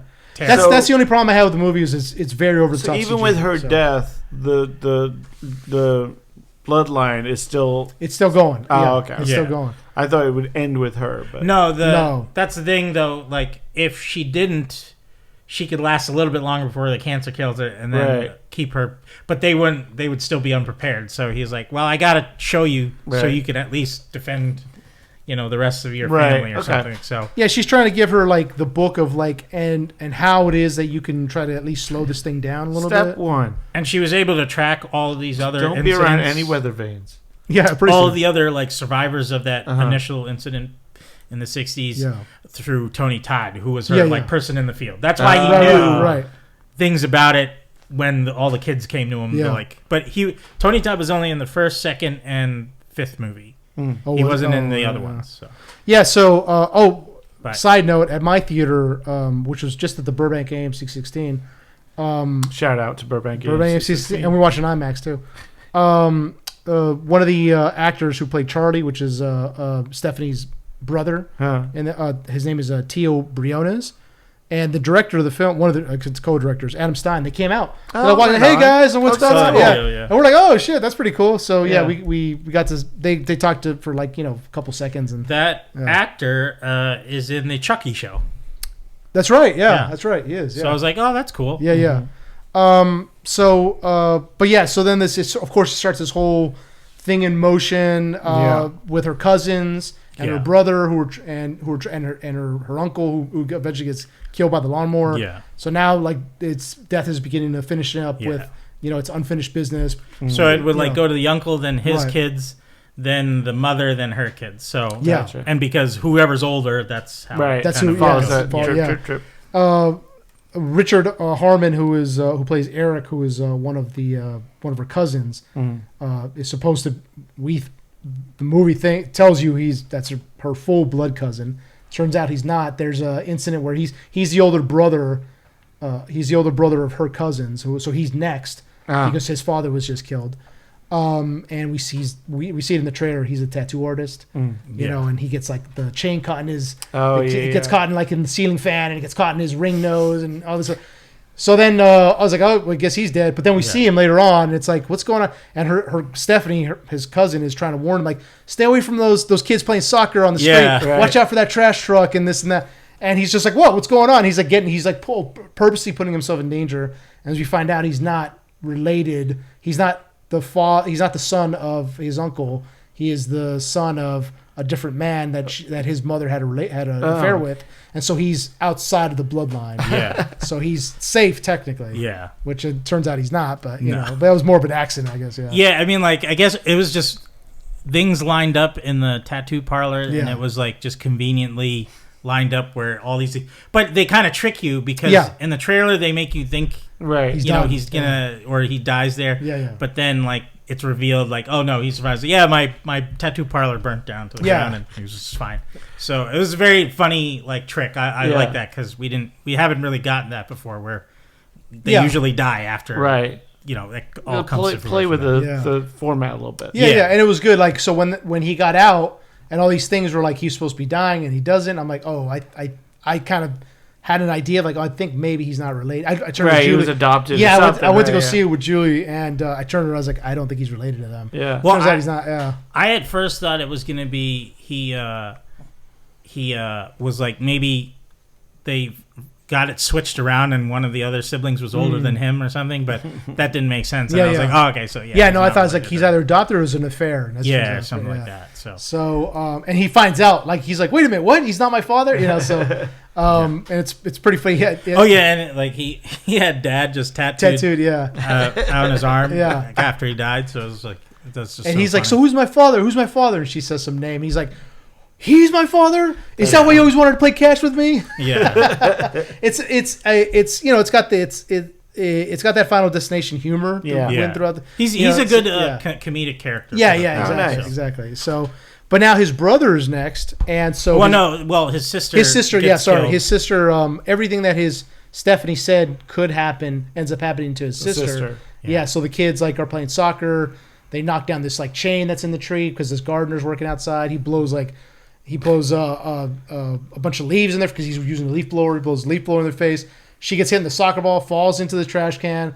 The trash truck picks her up, you know, and now she's getting crushed inside the compactor. It's insane. Yeah. I thought she was going to get saved, but then the last second I was like, nope. Exactly. Yeah. But now it moves on to, I think her name was Val, I think. I think so. And now it moves on to Bobby, who's his younger brother. And so Bobby has a pretty bad nut allergy. Yeah. Oh, if it gets near him, he's So Tony, they go to the hospital, talk to Tony Todd. Tony Todd says the only way you can do this is if you die legally or officially, right? And then you're brought back, and then you've broken the chain, which means everybody gets saved. Yeah. So him and his brother concoct this plan. They're in the hospital, like, hey man, we're in a hospital. Eat some nuts. Right. You're going to SOC. I'll take your EpiPen. Yeah. But then we'll just you're in a hospital. You're right down the hallway from the ER. Right. You'll be fine. You'll die, but we'll bring you back. Oh, and it was revealed that Tony Todd was the last in line to die in the premonition. So after their family, he's dead. But he's pretty much already accepted death. And he's like, I'm going to live out the rest of my time, you know, and not working on this. Did he say he's sick in the movie? Yeah. Yeah, he did say, right. Yeah. So, and it's Tony Todd also, William is his character. He's the one that says he's been helping Iris this entire time. Like, getting her medical care. She hasn't left her house in like 20, 30 years. He helped set up her house. Exactly. So I was like, wow, she didn't left her house, but all the stuff is set up. Yeah. Must have like a maintenance guy or something. But it turns out it's Tony Todd's character. But yeah, so they go into he wants to eat like a Reese's peanut butter cup. Right. And then they're in a room that's got the MRI machine in it, which is, you know, heavily magnetized. Yep.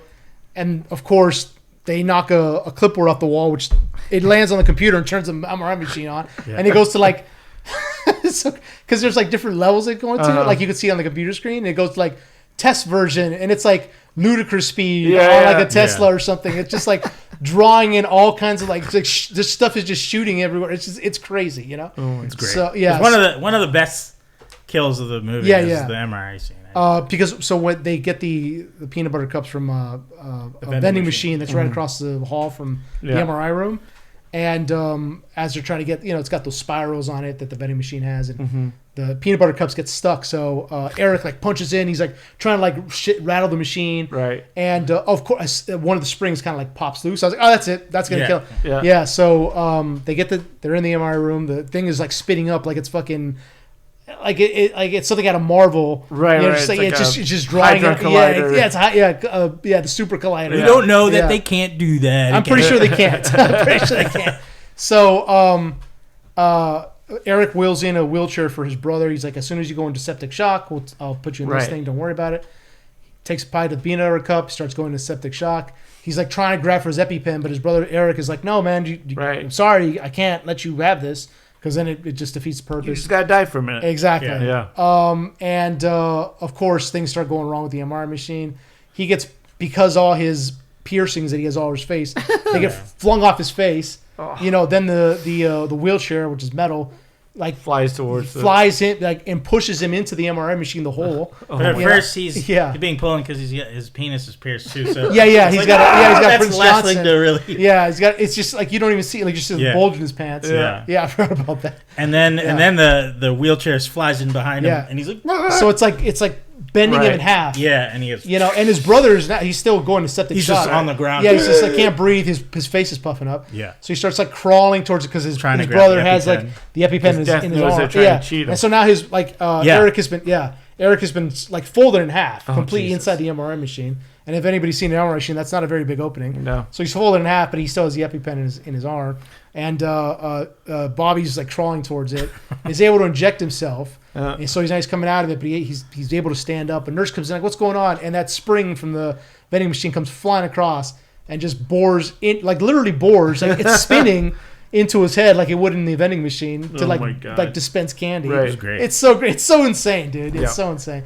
Of course, it's all very CGI, which I thought it was done well enough where it worked. Because I don't need to see. But the original ones are so much fun because it's so much. It's all the practical. It's all practical. To me, it's like you could do the bending in half of the guy in the MRI machine practical. Yeah, that'd been great. That's true. The spinning. The spring, that would have been a little harder. But I would have loved to have seen like a practical effect. It still looked pretty good. No, yeah. But everything else, that was probably the only CGI effect to me that looked good because everything else, like, that's CGI. It looks cartoonish. I would say, like, the CGI, even though it's easier to do now, a lot of people use it, even in action movies too. Bullet wounds. Yeah. Which that I hate more that happens. But but I think it's like, I don't know the budget of this movie, but like it seemed this movie seemed more grounded with things, so that's why I was like, maybe they had to make up for probably around 80 FX. 50 mil, which is that's not a lot nowadays. No, it's not, but it looks like it on the screen. It doesn't look bad. No, it doesn't look bad at all. But I'm saying that since it wasn't a bigger budget, they couldn't like go all out with realistic effects. Right. Yeah. Like, I don't know. And it hasn't pulled in that much, attention in however many years, from 2011. Yeah. So there's like, well, we're not going to go crazy. How's it doing box office? So box office so far, it's made 116, which is okay. That's good. It's okay. Yeah, it's okay. And also the cast is not. There's not a lot of heavyweights. No, aside from Tony Todd was probably the that's probably the most expensive. But I think there's not a ton of heavyweights. That was probably a big draw because he came back. Yeah, and it was pretty much his last movie. Right. So I don't know if people would go see another one, but I thought this was fun. Yeah, so that's why that's why I think maybe this will still do pretty well. And it's one of those premises, like, you can do one of these every decade. Yeah, right. Because there's no real bad guy. It's not like you have to get Robert Englund or anything. But like that. Seems like it's also death is not like it's not. It's an invisible evil. force. It's not like it's not an antagonist. It's just doing what it's doing around you. Yeah, it's just doing it's trying to it's trying to correct what these people technically messed up. So but I mean, with how this ended, I think you can only reboot the series. You can't really start. Right. Because it would have to be it finished out. Has to be a new person that cheats. Starting off another. If they want to do a franchise again. I also like how all the characters, they weren't like straight out of central casting. They weren't like these beautiful people that we've got in the other like Final Destination movies. Yeah, like, it was very CW cast. Yeah, Stephanie Reyes is who's the main character played by Caitlin Santa Juana.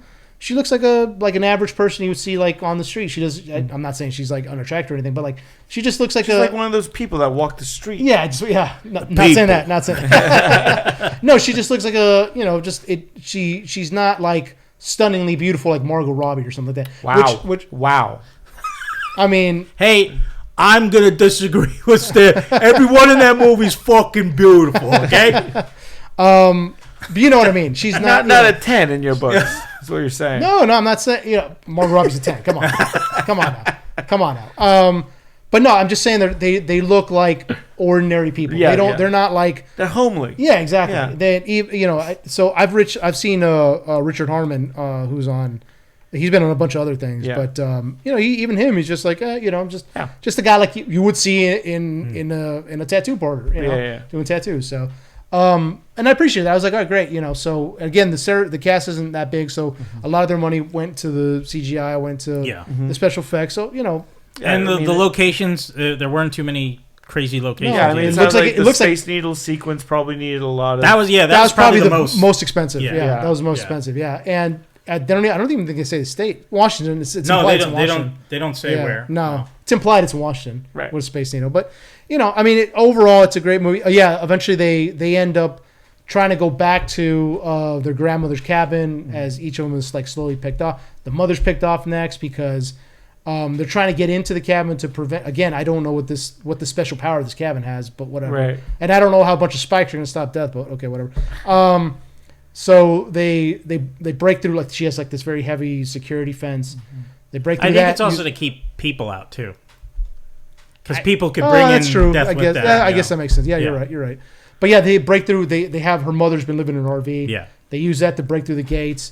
Of course, they crash, and now Stephanie's now they fall into this pond that their grandmother had on the property, and she's like drowning.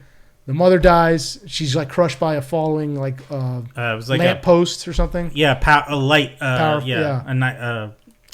I forget what it's called. When the lights turn on, like on a baseball field, like those kind of. Oh, okay. Like outdoor lights. Outdoor lights, yeah. And that falls in. Yeah, she's split. I think it just crushes her. I don't know if it splits her in half. And she tells her kids, "I left because I didn't want you guys being. I knew that I was like repeating my mother's pattern on you. He didn't want to inflict that on there. I don't remember what happened to the father. Did the father survive? He's all right? I don't remember what happened. Yeah, no, he's not in danger. But no, he's not in danger. Him and the he mother wasn't related. Yeah, him and the mother of the uncle are also not. Right. They're both. They even say they're spared because they're not. They're not related. But what's his name would have been spared too if he hadn't gotten involved like that. Right. So the mother dies. Stephanie drowns and her brother brings her back so by the rest of the state. Yeah. So everything's great, hunky dory. We see they're leaving the hospital basically, and she has the book of her grandmother Iris's her investigation, and it has the penny that the kid threw off the top of the tower that she took away from him. Yeah. Penny rolls out of the book, rolls down these stairs onto a train track. This was the part that I was like, get the fuck out of here. It keeps the changing from the tracks that they shift where the train is going. That falls right in between as the trains the tracks are shifting and it holds the tracks together. It's like, come on, dude. Anyway, it's a penny. It's not titanium. Hey man, back in the day, you don't know how old that coin is. It's not adamantium here. Right, come on, dude. It's made out of copper. Anyway, it was just enough. Though. Exactly. So. Charlie is they had said he got a prom date at the beginning of the film, and him and Stephanie are going to go pick up, like she's giving a ride to pick up her prom date. Prom date comes out of the house and she's like, oh hey, everybody's there, the whole prom group is there, and Stephanie's there to wish them like a happy evening or whatever, and one of the parents they talk to one of the parents and they bring up the fact that Stephanie died, but I was able to resuscitate her. She drowned, and the doctor's like, well. Oh yeah. And they're like, what do you mean? well, if he was able to resuscitate you, that means you're unconscious. It doesn't mean you're dead. Your heart didn't stop. And they both look at each other like, what the fuck? And then you see the train coming, and because the track hasn't completely shut, hasn't sealed. Yeah, it derails, shoots through this entire like housing. Yeah, it was like the houses that you would see at Santa Clarita. Yeah, like right next to each other, like cul-de-sacs. Yeah, and it just plows through all of those. I mean, tons of houses. Yeah, the two siblings start running. Yeah. And as they're running, all those people are dead. Yeah, I don't know if their dad was there though. Their dad might have been. I don't remember seeing him. Yeah, I don't think he went with them to pick them up. But after all those people died, and then they're the last two, like the running, train stops, and then they say, "Oh, they stopped." Oh, that was a close one. And then one of the carts is carrying logs. Yeah, and the logs it comes over the wreckage. Yeah, and just crushes them. Classic. Because of course they got to reference a lot. Yeah. By the way, one of the marketing stunts that the film did was they tied a banner saying "Final Destination Bloodlines" to a truck carrying logs. That's which was awesome. That was so good. Yeah. I was gonna say, was Bruce Willis on the train? Was this connected to Unbreakable? Yeah. Unbreakable, yeah. I would love to see that movie. Yeah. Bruce Willis versus Death. There you go. But yeah, when that happened, everybody in the theater lost it. They all started cheering. That's great. So because they didn't get away. So, that's the beauty of those movies, though. Yeah, exactly. It's like yeah. That's the lesson you're supposed to take away is death is always coming. Yeah. So it was it was fun.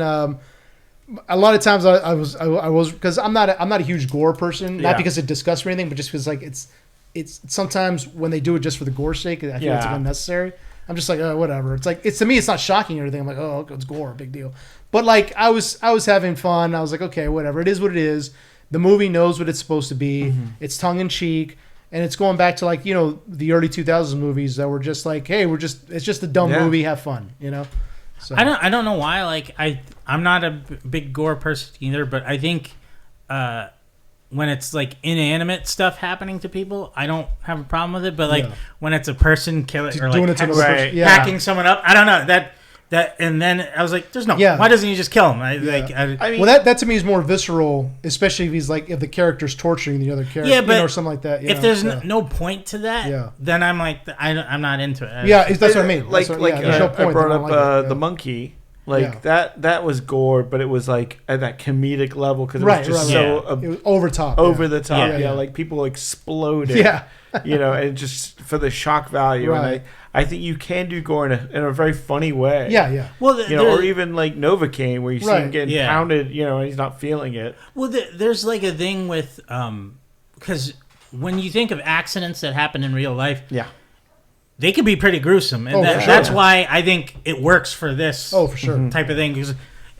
Something could happen to you where it's like you do get degloved or you get so the piercings pulled out of you. There's just like your guts could be knocked out from like a ceiling fan or something. I don't know. Yeah, I mean I've seen actual bodies that are kind of mostly by war, but I don't have a problem seeing those, especially like if they're enemy combatants, from a different, or if they're like. Good example would be like the Mexican cartel war. A lot of like cartel soldiers like kind of shot. But I can't watch like there's been and there are those videos exist like the cartel videos like beheadings. Yeah. Like I can't watch that shit, dude. Yeah. Like that's too much. Yeah. So like what you're saying, Chad, Faces of Death. Yeah. Even if it was like if it was that just for the sake of that on something fictional, I don't want to watch that either. I'm like this because it's not. There's no point to it. Yeah. It has to have like some weight behind it. Although like. RoboCop, I could defend it because that's different. Yeah, well, that's what I mean. That has weight behind it. Yeah. There's a reason they had to put that character through what they did, so that you could feel sympathy for him. There's that, and it's like I've seen people who it's the extreme version of it. Well, yeah, that was a heightened violence that the director was trying to get across. But also, I've seen people react to the gang as like that's too awful. Like why would they be that awful? And I'm like, but they're people are awful. Yeah, exactly. You're psychotic. Yeah, you're not supposed to find them any humanity. Yeah, exactly. Like they're showing you these are bad guys. Yeah. Again, the cartel videos. Like I can't. Yeah, a lot of those I can't. So it's 100% possible. Yeah. But there has to be there has to be a point when something fictional does these kind of gory things. Yeah. This is a little different because it's tongue in cheek and they're just having fun with it. Yeah. So I'm like, all right, but I still roll my eyes. Like, it's all right, it's that tension, right? Because you're seeing all those little steps. Like we were watching the trailer for it, and like the shard of glass that ends up in his ice, and you're just like, what's gonna get him? Yeah. It's the which one of these tiny little dominoes is going to be the one that actually gets him? Well, there's one was it the second or third where the guy has been hit with Novocaine as he's in a chair for his dental. Oh, so he can't move, and they have like stuff like or inflatable animals above for like kids, and one of them falls in his mouth, and he's struggling to breathe and he can't move at all.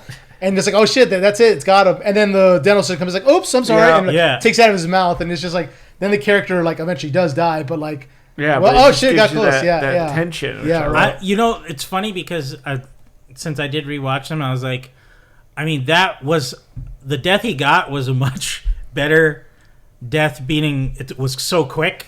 Because there he would have just choked on just unable to move. That's more terrifying to me exactly. than the pane of glass that crushes him in the second one. So it's was it the second one? Yeah, that was the second one, It was like the mother's kid in that. And I was like, oh man. It's like, So some of those were very creative though. I wonder, because I know James Wan did 1 and 3 maybe, or something like that, if I recall correctly. Yeah. But like he did he do most of the Saw movies, or just only one or two, or something? I think he did a few of them, yeah. Because I wonder if, like, initially, since Final Destination was first before Saw, if it inspired, like, oh, let's have these, but someone makes them. Like, it's not fiction. Yeah. It's not a death, but it's a guy who makes these traps or something like that. But I wonder if it's similar writers or same writers that kind of like, oh, let's look at this death trap. How can we kill them here? So I was curious. The creativity of those traps. It is pretty good. Who thinks of this? Yeah. Some twisted fuckers. Yeah. I mean, I didn't have any plans on watching this. Julie wanted to go see it, so I was like, yeah, sure, something to do. And again, I hadn't watched. I know. I had forgotten that there was a fourth and a fifth one. Yeah. But I know they came out. But I just wasn't interested after the third. No, same. Because to me, it was like it's kind of the same thing over and over again. So I was like, it's hard to keep it creative. No. Yeah, exactly. Sure. And again, that's gore why it's is not good to take these big breaks in between movies. Yeah, man. Because you got to re-engage with the crowd. I will say because I watched them in a row. Before, and I did get that feeling like I was like, okay, because the main thing I was getting bored of is when they have to introduce the actual thought of death trying to kill them. It's like, hey, death is after us, it's like, what, we got to explain this each time to it does seem like that. So it worked with 1 and 2 because Ali Larter survived and she was there to tell them. But then it was just like, okay, this third one, no one from that movie is in this movie, and then we have to watch them figure it out. Where was that? The one in 3D was the third one. Yeah, with the roller coaster. Yeah. And they did 4 and 5. I like that. I think too. Maybe 4, but I don't think 5 was. No, because 4 was the Final Destination, and then Final Destination 5. But in 3, like, they came up with ways of like, oh, I looked up online about premonitions, and apparently this happened before. So they kind of like They sped it up, so I appreciated that, where I didn't have to go. The audience didn't have to suffer them. Like, they're like, look, if you're in for the 5th movie of this franchise, you probably know the premise. Yeah, exactly. And then like, sometimes the person doesn't believe in it, and it takes like 2 deaths to get them on board. Be like, all right, let's see, and a lot of that happens. But they introduce some characters in each that kind of help it, where it's very weak in the plot, and like the actor who played Bubba in Forrest Gump, I forget his name.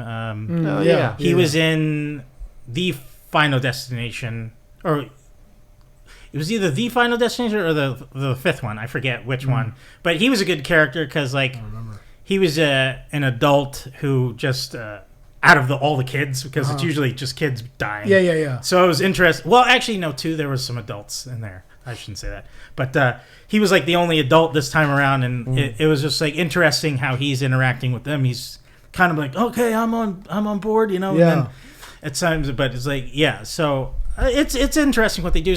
But I will say, 3 and 4 were a little weak compared to 1, 2, and 5. So, but is that second one was where she survived, but she's like in a padded room, right?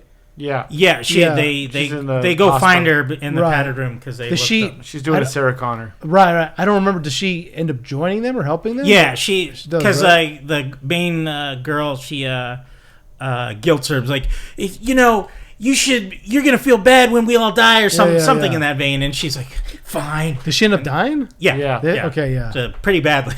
I was like, I don't remember. Yeah, I mean, stay in that padded room. Yeah, she like exploded and burnt to death. And I was like, that's right. Oh, that's right. Yeah, I remember that now. Yeah, and the third one was a roller coaster one, right? Yeah, third. And the fourth one was a NASCAR track. What was the second? Oh, the second one was the logs. The logs. Yeah, that was brutal. Yeah. The fucked up a whole generation. Whole generation. I saw logs. I saw too. I saw logs. You see them everywhere. Yeah. I was like, hey, how about we put them in a cargo thing instead of strapped? Well, they've always had the bars. Yeah. That movie just had the chain. Yeah. I know, but and they're chained. They're in the bars and they're chained. That's true, but I mean, like there are. But yes, to this day, it will still speed up. 18-wheelers get by it. Yeah.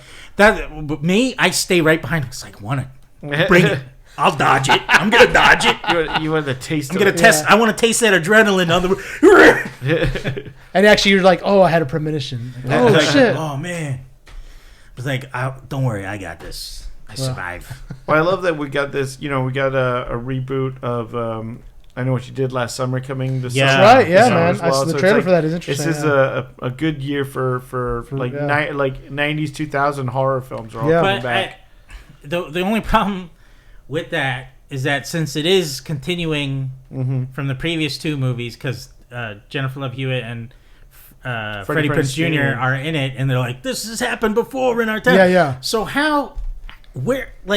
does the person that they probably hit with their car or whatever, just like, I remember there was a fisherman guy here killing people. How is he going to steal that gimmick?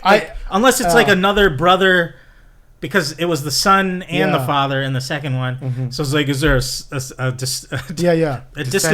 descendant where it's like, no, oh man, who thought I'd be hit by a car and thrown off?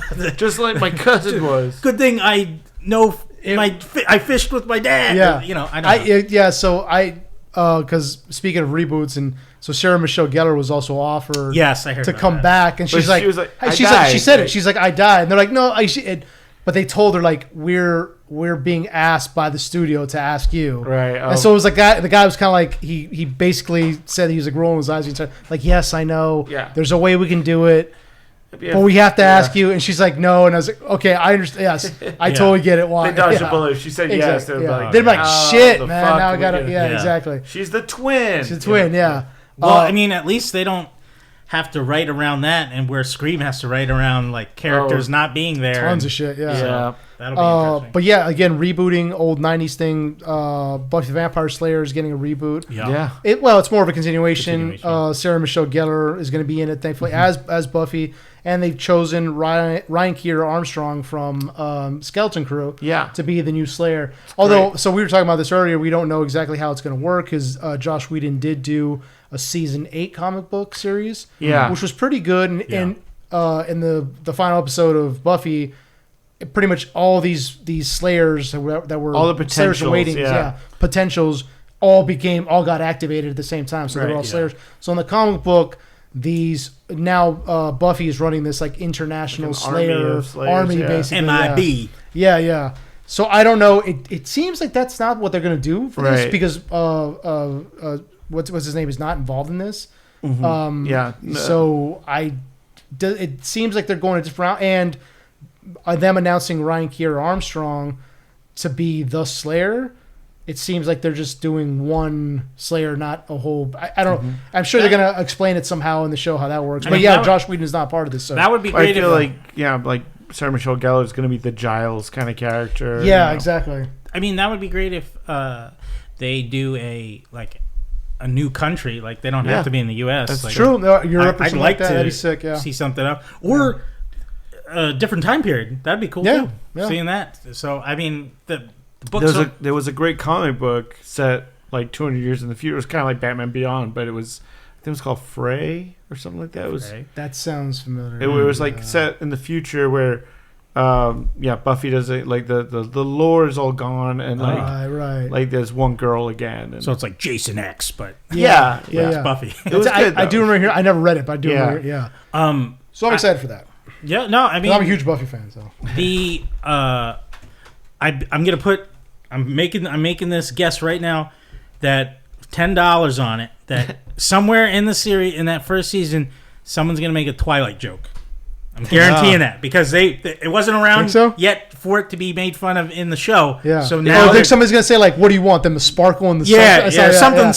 Yeah. Or so like a vampire gets shot by the sun, and they're like, "What are you expecting them to sparkle?" Or some shit. Yeah. So I was reading the season 8 comic book, and there was a character called Twilight in the comic book. Really? Oh, that's right. Before the book series came out, and like it was like heavily he was like the big bad of that season.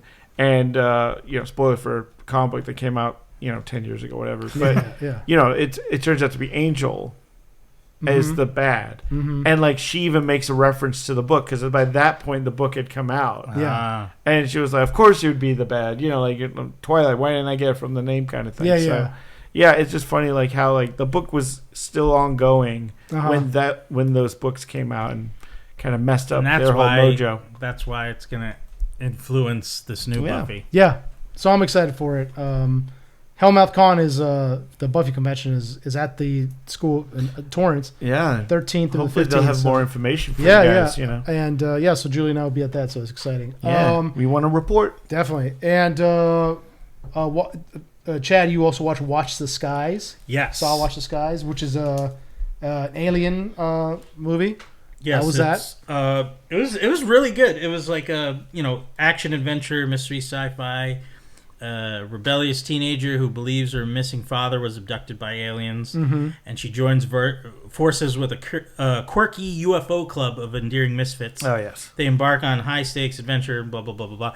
And like apparently in the beginning of the movie, they say that the movie was inspired by like this is a tribute to the actual UFO Sweden. Because for all these years they've continued to search for evidence of that we're not alone and things like that. So this is a movie or UFO Sweden? It's an actual like group in that search the skies every night for any proof of UFOs. Is that DARPA out here, right? Or I forget what it's called out something there. like that. Something and so it's very.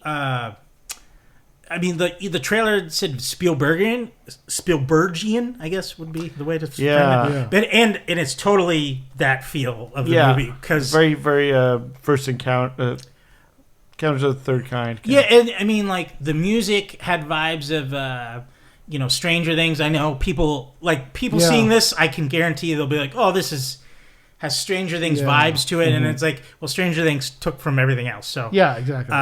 But here it felt also very, very close to Close Encounters of the Third Kind. And the movie starts off in 1988, and the club was a little bit more radical, the UFO club. So they were like breaking into the place is called SHMI. I forget what it stands for, but they like a big research company, and they were and like her dad took evidence from took information from there to make these calculations of where he's been noticing the weather change and all that, and he kind of betrays his group and like leaves them stranded, and they get like in trouble with the police.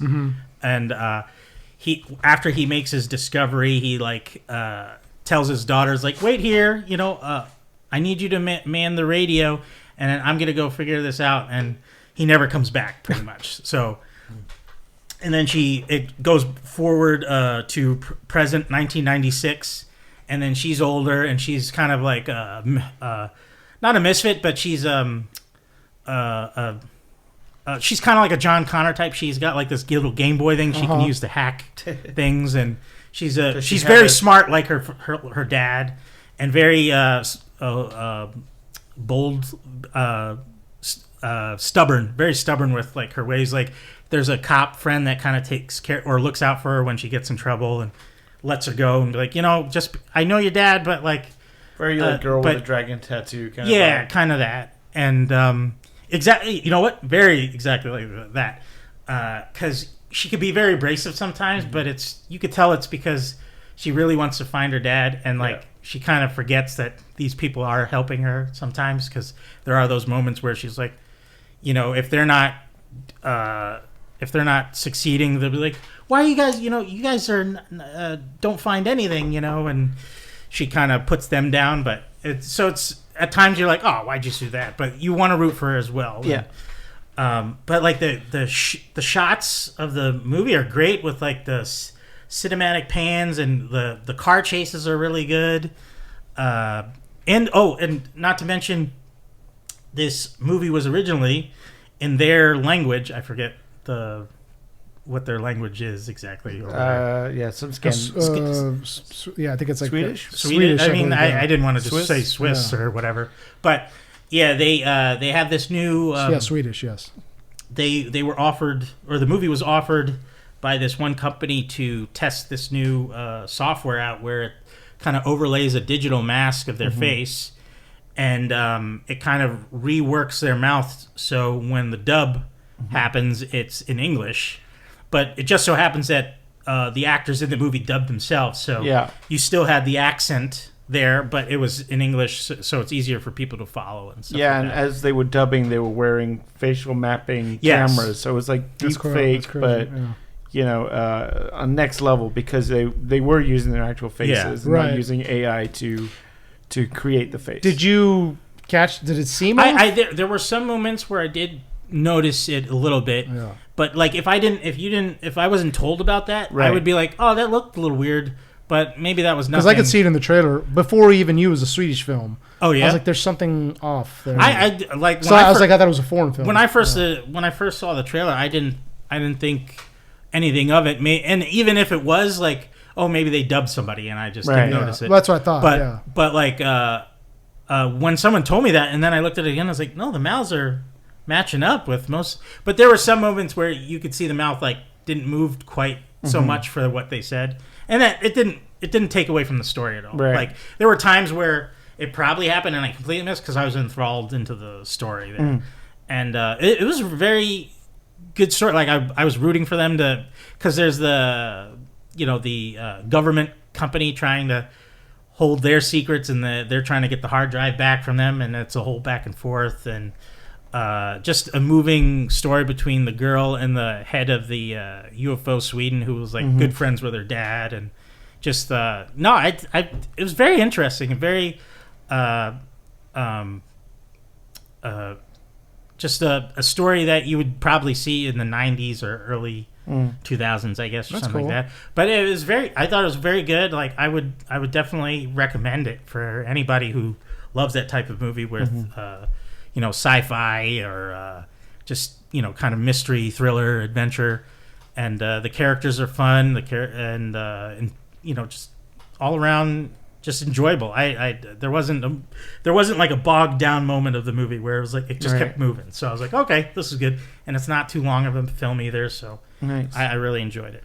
Well, and we've talked about this, but I hope this does open up people to the experiencing movies from other countries that English is not their natural language. That's true. I know there's a lot of people, like, we don't mind subs or dubs, but there's quite a few people that are like, I don't want to go to a movie and read. That's true. Or I don't want to go to a movie and see a weird dub. That's one thing I kind of like am on the fence about, because that takes away a lot of jobs from people who do voice or dubbing. Right. Well, I don't think it'll take away the dub, but if they could match, because sometimes, with a dub, they try to match up lip movements. Yeah. And sometimes it creates the cadence is different than the original. That is true, but I would say though in that moment, like let's say if I dubbed for one of those characters, yes, if they put a whole mask over my face, it would be matching my movements and not the actor's movements. Yes, that's true. That is true. So it would take away from their performance, and then also I would feel bad. It's a double-edged sword. So I got you. That's why if it's not the actual actor doing it, then I don't see that being a solid thing to keep going with. unless like they just do a mouth thing, but still that would look weird at a point. It would look like Craven. Yeah, well, yeah, Craven. Yeah, exactly. That's probably the worst example of it. But, yeah. So I don't know how that will move forward. It'll be interesting, but I could see foreign films if they do have actors that are able to speak English or at least read and perform it in that way. So yeah. Like most countries, most people can do multiple languages. So yeah. Yeah. Well, but like I've seen some buddies of mine, they've dubbed for Korean shows that are on Netflix. So it's just like I don't know if that's gonna. Or I don't know if those Korean actors are going to learn English to do that. So it'll be interesting to see if shows take that capability more than movies do. Yeah. So.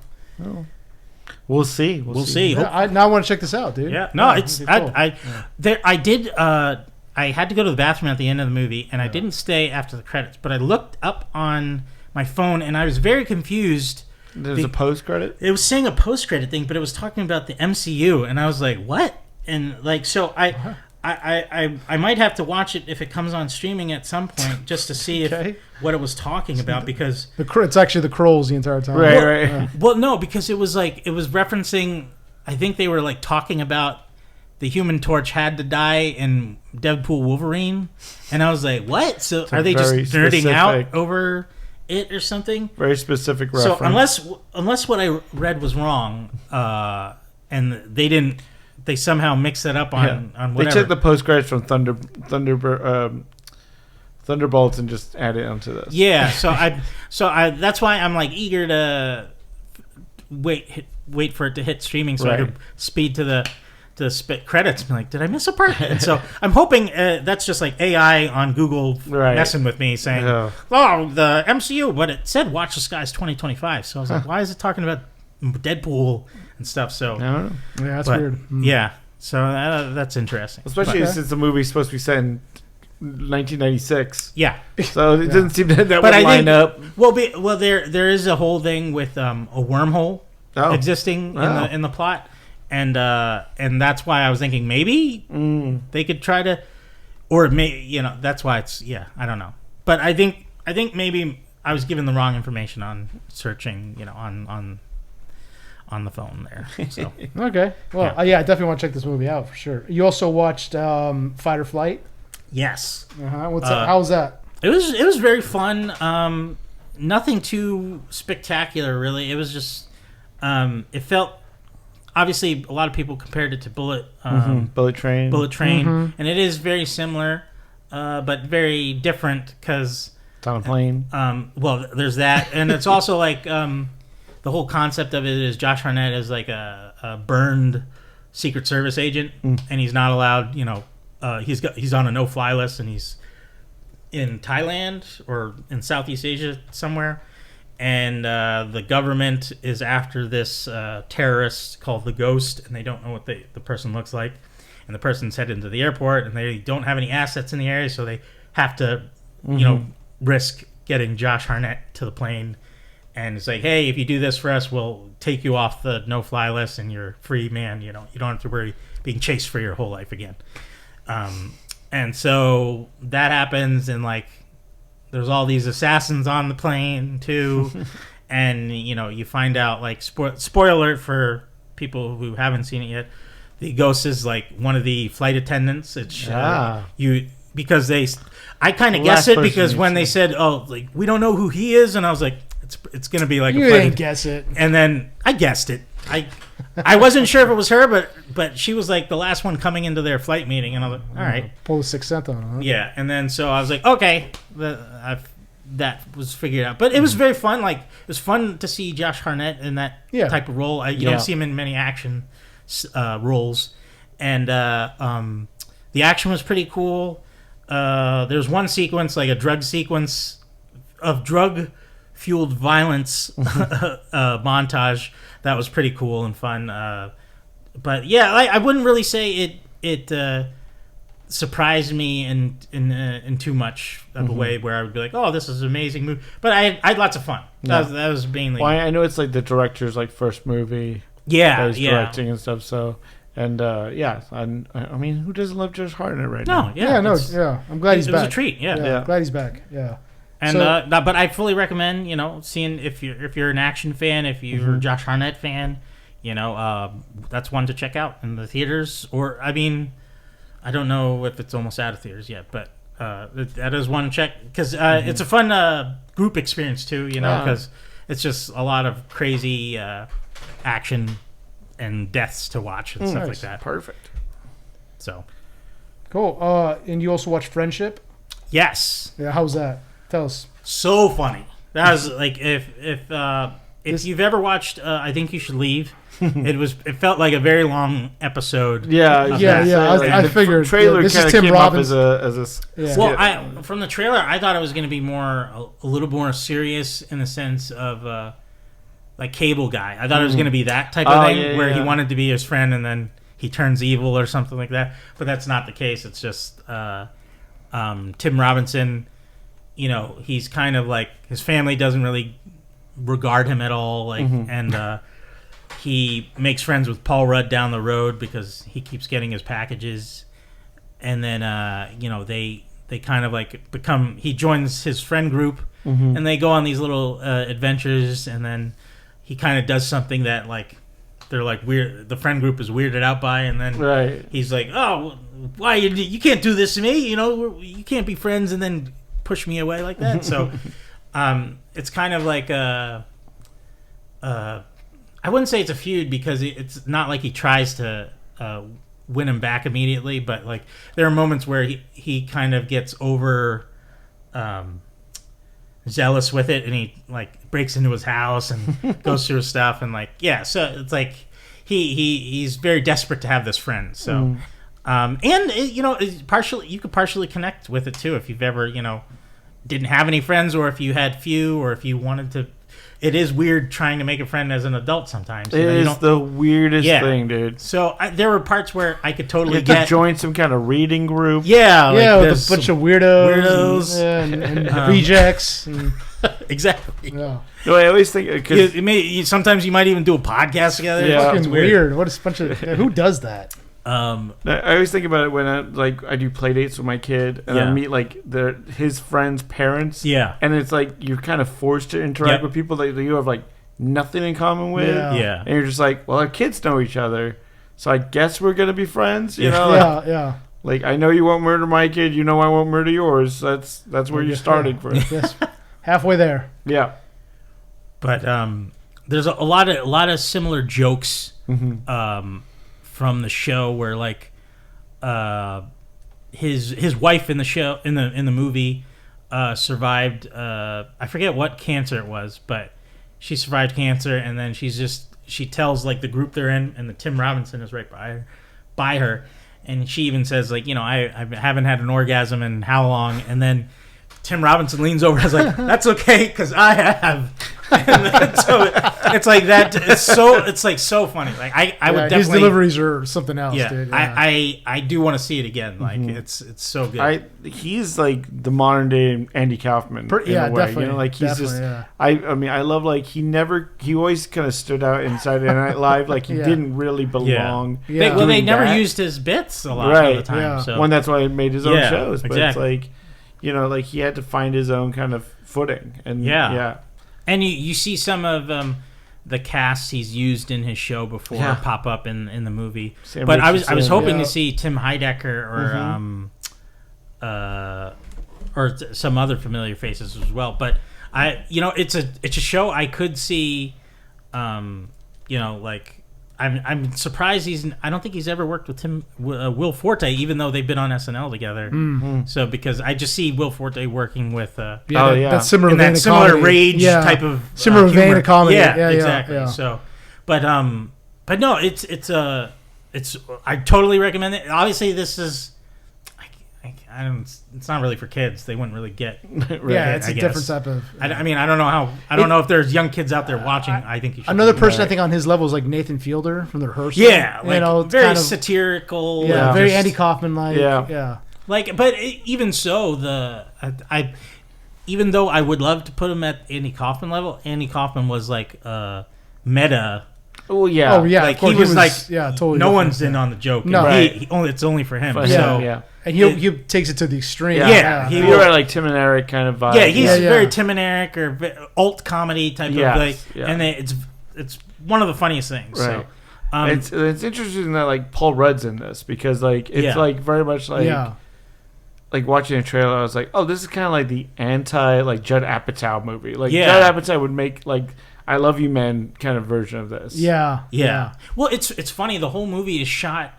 It's so dark. There's not many bright colors in it, and it's just like it seems like it could be a depressing movie, but it's just so like the juxtaposition of with the humor is so good that it just works well with each other. Where it's like it could go dark, but it just goes like more. It keeps you on your like makes you uncomfortable. Yeah, there were times I thought it was going to end tragically, and then it just surprised you with just more comedy. So, but no, I really This is one I'm definitely going to buy. Add to the library. Nice. That's high praise nowadays. Yeah. No. I hope. Well, I'm hoping it gets. Sometimes they don't always, but it's A24, so it should have a physical. Yeah, disc. Physical. But yeah, no. I'll probably see it a couple more times in theaters because the group. That's another thing. When we saw it, because it was the pre-release where it was like a few theaters, it was packed, and everybody who I guess was already a fan, so they reacted so positively, and like everyone's busting out laughing. And when they see a character that's been on the show, they're like, "Oh yeah!" and they're so excited. It's great. It's like it might be a whole different vibe with a group of like just like regular people, like people. I mean, who knows? Aren't used to that kind That's of true. stuff. I'm gonna be curious about it because it hits theaters Friday and or wide release, and that should be interesting. Cool. If regular theater goers will see it. There's probably some people like, what's Friendship about? Oh, Paul Rudd. Paul Rudd's got to be one of those wacky comedies. Yeah, exactly. From the 2010s. Yeah, early 2000s. Exactly. Yeah, and then they're gonna watch. It's like I love you, bro. Oh, right. Exactly. I definitely want to see it because I think his comedy's great. So let's talk about some of the trailers that just recently dropped. There was a bunch dropped. Before we wrap up, obviously the big one is Superman trailer, the latest one that just came out about a week ago. Yeah. What'd you guys think of it? I loved it. I think it's a bit of an uphill battle. I think there's a lot of people that are still, they love Cavill as Superman. They love the Snyder universe, right? And so it's a big kind of put a leap of faith, really, to be like, okay, this is a whole new universe. This is a whole new style, different. Again. Again. I think we got more of his version of Clark Kent. Yeah. And we saw that there's a great transition when he's talking to Lois. And this is, we're clearly seeing that him and Lois are a couple, that she's in on him being Superman in this. Like, cause he's dressed as Clark, and she calls him Clark, and then she's like, I'm going to interview Superman, and you see the switch where he, Miss Lane, Miss Lane, the voice change was right. So even good. the way he holds himself, it's like it's great, and even you see him like, and she doesn't come at him any less, like she's still Lois Lane reporter, and which I love that. Because she's full like journalist, she's going with the hard questions, and he's kind of like, whoa, and she's like, well, you're gonna answer this stuff, and you see him get a little frustrated, and she's asking. You usually see Superman get frustrated, and she's asking legitimate questions, like you said, you carried out your own mission without Did you talk to the president? Without the blessing of the U.S. government. Like, this is not you're representative of the U.S. and you just went over there. And he's like, I'm not. I'm representing myself. Well, no, you're not, because you're coming from here. And it's that great line. There is a fine line with Superman where we've seen so many versions of him going dark and being like, well, I'm the ultimate power. I can do whatever I want. Like, I can go to wherever I want and do whatever I want. So it is good to see him kind of deal with that. Become accountable. Well, I really like that, and the fact that that debate, he's really having to say, I'm here to save people. And that's what Superman's all about. And don't get me wrong, I am one of the few who liked Man of Steel, and it's a different Superman. I knew watching it, it's not the same Superman.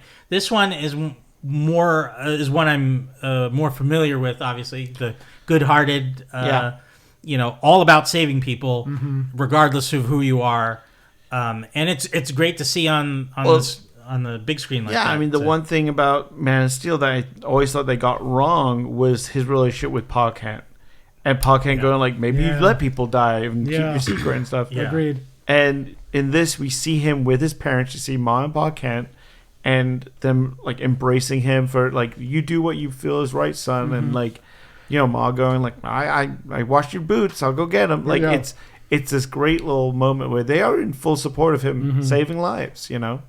I'm just hoping Pa Kent doesn't get a heart attack in the movie. I'm like, no, please don't do that. I love that actor too. No, he's great. I'm surprised they got him for the role. Yeah, so. It's a good choice. I will say this new trailer has sold me on Lex. I was worried about Nicholas Hoult, but the face he was making, like leering over and enjoy, and then just his one line that we got in the trailer of him saying is like, he's the center of the universe. Yeah, and it reminded me of if you saw the animated movie, I want to say it was Death of Superman. Yeah. It was played by James Marsden. Yes. And it was very similar in tone, where he was just like this obsession over Superman and stuff like that. So I'm curious if that's the vibe they're going for with Lex, and he's going to be very deranged in this, because it's already 8 years he's been Superman, right, or more? I don't know. I don't know where he is. I'm not sure, but I was wondering if his in the trailer we see the woman with him. Oh, the engineer, in Fortress of Solitude, her hands turn. That's her name, the engineer? Yeah, she's part of the group, The Authority. Oh. Where she's like nanotech, basically. Oh, okay. I was wondering, because me too. There's a version of Mercy where she's like a robot. Oh, yeah. So I was wondering if she was Mercy or not. Maybe they've combined. I mean, it could be. I don't know. But then he's got the elder guy in the suit. Yeah. And it looked like a U. That looks like a U, but I think that's not who it is. Yeah, I'm very interested in that, because the toy versions have come out. Oh, it has. Yeah, and they have said it's named as an Ultraman. Oh, it is named Ultraman. Okay. But I think you're right. I think it is, because it is a fully, face covered character. Do you think it's Bizarro? I don't know if it's or like a clone of Superman. Yeah, I think it's I was hoping it would be Parasite. That would be great. I would love that because awesome. We haven't had him on screen ever, and that's a way you could drain his powers. Because you do see him in a cell getting beat up. Superman getting beat up by that someone slabs on the concrete too. That's because it's Metamorphos in there with him. Yeah, and they're using him as kryptonite because he can transform into any element. I figured that out. I was like, okay, that's why he's being able to be captured. Okay, because he's just sitting there. Do you think that's the person that slams his face in the concrete? No, I mean that is Ultraman. Yeah, I mean that could be Metamorpho in the suit, and then he comes out. And that's true. That's true. So it could be a mislead, and that's true. Yeah, but I think Metamorpho is being controlled by Lex, right? Unwilling. Yeah. Like he's like, oh, I gotta help, He has something on him. We see more of the giant kaiju battle. Yeah. What was that like Juggernaut looking guy with the laser beams? Yeah, that's. What is that? It's a character called the Hammer of Moldavia or something. So the country that Superman rushes into. Yeah. To save. Oh. Apparently that's the hero or the guy from that country. Well, that was in the animated series. Remember? Yeah. He fights the guy in the mech suit. Basically. Yeah. Remember that? Yeah. So there's speculation because you do see like lasers coming out of the mask. Is it Kaznia or something like that? Is it? Are you meaning like Corbin? Yeah, him. He turns into Metallo later. Right? Yeah. Eventually, yeah. But remember, he's in that mech suit. That'd be great if he turned into me Metallo, because I would love to see Metallo on the screen too. Mm-hmm. Yeah. That'd be awesome. Yeah. Well, I love because the problem we've had, not problem, but with the previous movies, we've had 6 or 7 Superman movies. Yeah. And it's always been, Lex. Yeah. General Zod. You know, I mean, like, we still haven't seen a Brainiac. We still haven't seen Parasite, Metallo. Like, he's got great villains. Great villains. Great villains. And so I hope that James Gunn is expanding and using I think some he of these is. guys. Yeah, I think so, because he's very good at pulling obscure characters and putting them in the limelight, you know, and following their storylines. Yeah. And so. I'm sure with the addition of the other heroes in the movie, because I hear they're going to be support. They're not. Don't worry. This is a Superman movie. You're not. We are seeing a lot more of the. You're right. The Justice League in there, and I think they might be like government run at first, and then they kind of like, oh no, we're helping the wrong people, and then they help Superman or something like that. So I know people are mad because their suits, you know, they don't look like the traditional, like Guy Gardner's done his, you know, but I like they've got like a uniform look. But I think that's because they all work for STAG right now. So and that makes sense. I was like, okay, that's fine.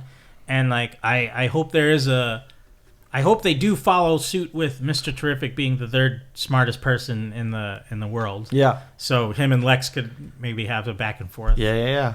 And but no, yeah. So I'm gonna be looking for so many Easter eggs in that movie when it comes. And then I still don't know why what Rick Flag Sr. dyes his hair from the silver hair from the cartoon. Yeah. It's like maybe it's like I feel a bit of he's a little vain. Embarrassed. Yeah.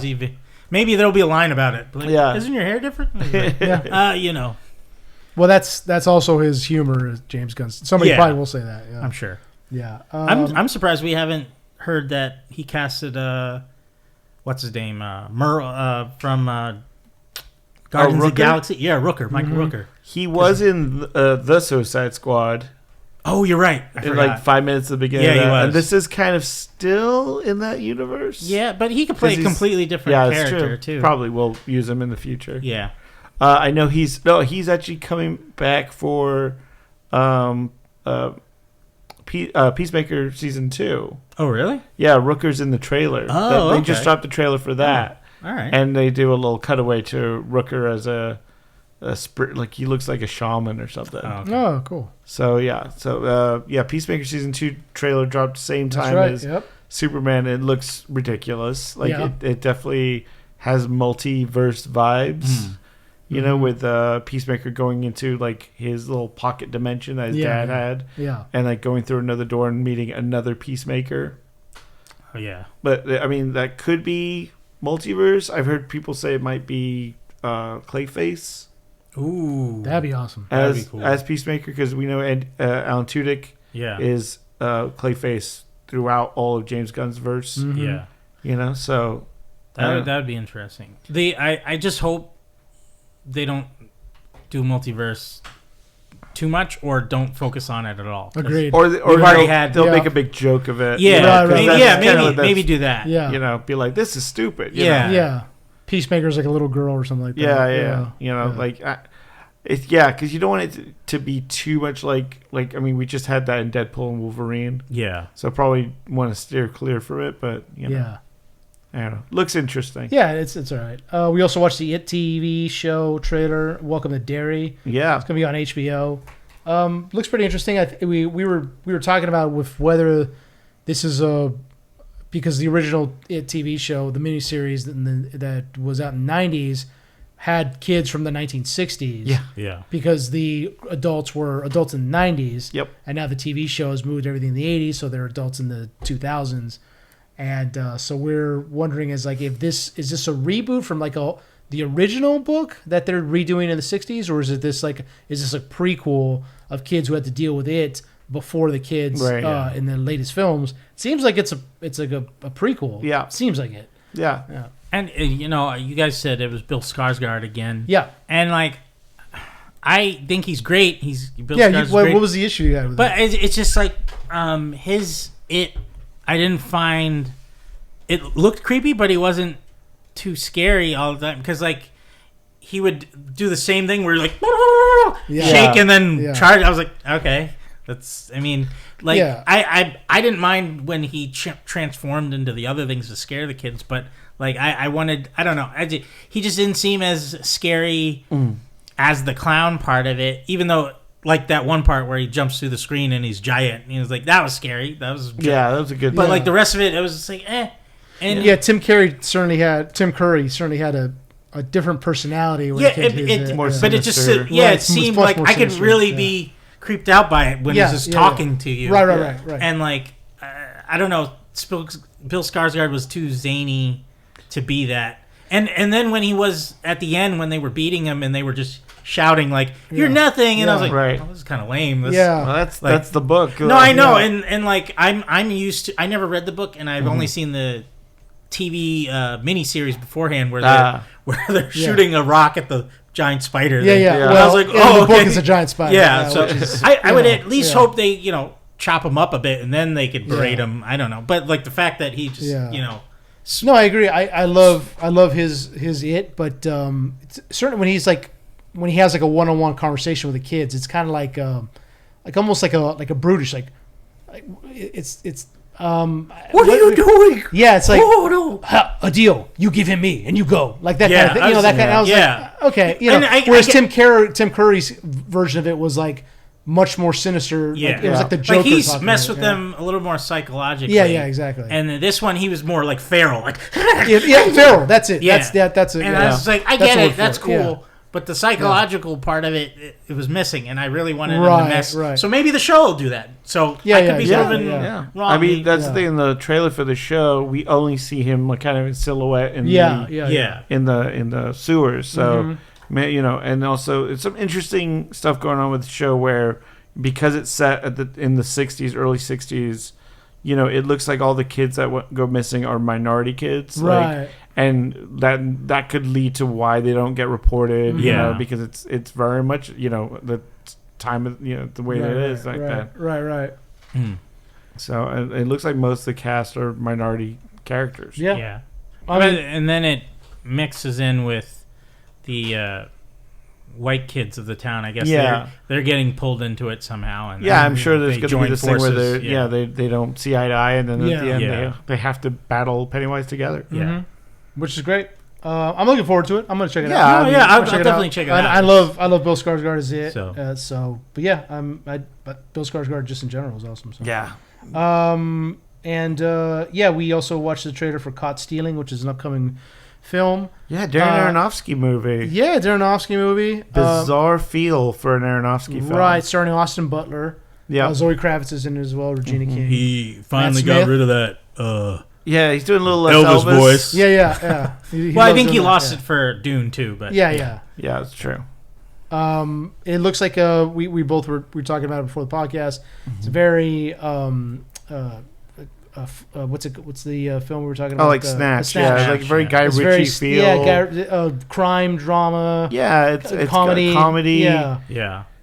Which is like very not Aronofsky's kind of forte, right. He's such a good visual director. Yeah. Like he's so like in the trailer you see like a car crash happen and it's kind of like in this slow motion foreground thing, and it's just like he's a great shooter. Yeah. So I know he kind of got a little too into himself like the past few movies. Mm-hmm. Like he did Mother with Jennifer Lawrence. It was like this heady thing about she was Mother Nature and blah blah blah. It was just very. I forgot about that. Yeah. Oh God, I was like, can we just? Oh, I thought that was supposed to be like a Rosemary's. I didn't see it. I thought it was going to be a Rosemary's Baby type of thing. I ended up with a baby getting eaten, but. All right, it's close. Okay, I guess. Did you guys? I didn't see it. I know of it, but I never watched it. So she represents the earth and man's raping of the earth, and they're consuming. The birth of it was just very like so full of itself kind of thing, and you're just like, what? And then you find out like they were dating at the time, and so it's like he's like, I love you, Jennifer Lawrence. Right, I wrote this part for you. Yeah, exactly. And you're just like, oh boy. But I've been a fan of Aronofsky back since like the Pie days, and Pie was awesome. Yeah, and like he's such a great, and The Wrestler's great, and like he's a great storyteller. So. I'm interested to see about this one. Yet again, it feels like a bit of like a course correction of like, okay, maybe I need to kind of just ease off and just kind of make a decent movie that people will go does watch. He always write his movies? Yeah, for the most part, yeah. Okay, so I wonder if he wrote this one or if it's been a script he was It's like, oh, you do this one, then you could do one of your own. Right, yeah. Right. It does kind of feel like he's hired help on this one. But yeah, I mean, I like the Fountain, the one with Hugh Jackman. And it's about the fountain of youth and live forever and all that. I thought that was interesting. So yeah, I'm yet again interested to see where this what this movie's about. Yeah, me too. It seems like the plot is a former baseball player finds himself immersed in criminality in New York in the 1990s. Also, I'm glad to see it taking place in 1990s New York, because that'll be interesting. It's very punk rock. That's also kind of depressing that when we were kids, we would always have movies that take place in the 80s. Yeah. Now there's movies taking place in the 90s, and we're like, it's a lot of people like. It's a way to make sure there's no cell phones. That's a big movies, thing, yeah. You know? Exactly. It's like or internet. You can get out of trouble so easily, right? Yeah. If you have a cell phone. Yeah. You know? I mean, I know a lot of filmmakers purposely do that. Right. Yeah. You know, it's like I try to get away from the cell phone, try to get away from the internet, social media. You know, it's just because now people are isolated. Yeah. You know, because then you have to like make an excuse, like, why can't you just call an Uber? Does anybody else have any cell service? Right. No, you know that kind of thing. That line, but that works too. So. Just have a guy that's just got out of prison after 50 years of being in prison. There you go. Have a very old guy who doesn't know technology too well. These are easy guys. Easy ideas. Like, just solve two. Two right there. See, those guys are all social media. All the prisoners. They're all TikToking. They're doing TikTok dances themselves. Yeah, you know. Awesome. Yeah, so there's a lot of good stuff coming out. Interested in seeing a lot of it. And, I can't wait for 28 years later. You said 28 Days later, recently in theaters right now. Yeah, I think they're just trying to pump up, popular or excitement for the new one coming out. Yeah. So, then we have this week coming Mission Impossible Final Reckoning. That's right, man. Oh, I can't wait. That's gonna be good. And Lilo and Stitch as well. Lilo and Stitch for your kids. I heard it's good. That's good. I'm sure it's going to make a lot of money. That's good Stitch. Yeah, thank you. Yeah, that one and Mission Impossible are going to crush. But when does How to Train a Dragon come out? Ooh, that's a good one. Let me look it up. One. Yeah. June. Are you going to watch that? I'll probably check out the Dragons and Stitch, and please. Mission Impossible. I'm not sure about Lilo and Stitch. Please don't hurt the dragon, Stitch. I eat the dragon. I like the lizard food. That's good. How to Train 1001 voices, Chad. Exactly. It's everybody can do Stitch. It's supposed to come out June 13th. There you go. How to Train a Dragon. So. Which is the same director who did the original one, and most of the cast is in it. I'm like, what is the point? But I mean, it's But it's you got any if you could give my boy Gerard. I mean Jared Butler. Yeah, Jerry Butler. If you give my boy Jerry Butler some work, that's okay with me, man. Right, keep giving that boy movies, man. That's right. I gotta see him, man. He's like, he looks at the script going, didn't I do this already? So I don't care. I'll do it again. I'll do it again. Fuck it. To give him law-abiding citizen too. Me too. I'll watch Gerard Butler or anything. Love Butler. Yeah. I love me some butt. I gotta you gotta get on that butt. Gotta get butt. I just picked up the 4K of Den of Thieves 1 and 2. The dual set. Nice. It's very cool. It looks like a safe on the outside of it. It's nice. Cool. All right, cool. Pretty neat. Nice. Pretty neat. Yes. You want to take us out, Chen? All right. Thank you guys for listening to another episode of Enter the Nerdom. I know you're so excited to see us at Pasadena Con this Saturday. A few days away. That's right. Pasadena Comic Con is this Saturday, the 24th. We will be there. Saturday. Come check us out. We will be. We'll have a booth, not a very big one like we had last time, but it'll still be giving away some cool stuff. We'll be around the Artist Alley. Come check us out. Yeah, come talk to us. Yeah. Tell us your concerns or what shit you want us to say on live. Yeah. Like any movies you might want us to watch to talk about. Yeah, especially like obsure ones. Or any TV shows, cartoons. Or if you're just mad that the episodes go on for too long. Or you think we're really dumb and like you think we shouldn't be talking about it. Please tell us. We'll debate about it. But not really. We'll probably just yell at each other. Yeah, exactly. And then we'll just jump you. Yeah. And we'll be also a Nostalgia Con, June 6th, 7th, and 8th. It is a much bigger con. Pasadena Comic Con is only one day, but this is a much bigger one. A lot of lot of different voice artists and actors in general will be there. Yeah. I will try to get my picture taken. I'm thinking of getting a photo op with William Daniels, who played Mr. Feeney. He was also the voice of Kit. I have the Kit Transformer. Maybe I can get him to sign it. Oh, that'd be sick, dude. Oh, that'd be sick. Yeah. But that's at Anaheim Convention Center. Anaheim Convention Center. Like, what is this? Yeah. What are we? Yeah. What am I signing here? It's you, but you transform. Walter Jones, who played the Black Ranger on Mighty Morphin Power Rangers, will also I be saw there. him at a Mel's Diner once. He was sitting Really? there eating. I could have went over and went Morphin time, but I didn't because I'm a good person. You're a good person, yeah. I'm a good person. I saw him. I was going to the Burbank hospital. Was at St. John's or whatever it is, and he was coming out of it, and I was like, "Oh shit!" I was like, "That's a couple years ago," but I didn't say anything. I could have also been like, "It's morphin time," but he's probably visiting somebody who's sick in there, so I was like, "That's going to be He's like, "It's morphine time, you asshole." Yeah. See? If I had this would be the perfect moment. If I had a good group of friends that would dress up like putties with me, and then we surround the Rangers at their table. And he actually just gets on. Yeah, and then if I could get him to do a tornado kick into my chest, I would be a happy man. Hip hop keto on us. Yeah, just kick me into a table, and I just crash into it, and then they kick me out, obviously, because you fall apart just like a putty. You're like, oh god, you killed Chad. No. Tom Kenny also be there. Yeah, nice. It does a lot of different things. SpongeBob is Ice King, and so many more. Tons of stuff. Many more. Many. Yeah. Come check it out. Come check it out. We'll have a much bigger booth. We'll have a lot of giveaway items. We'll have some giveaway items there for Pasadena Comic Con as well.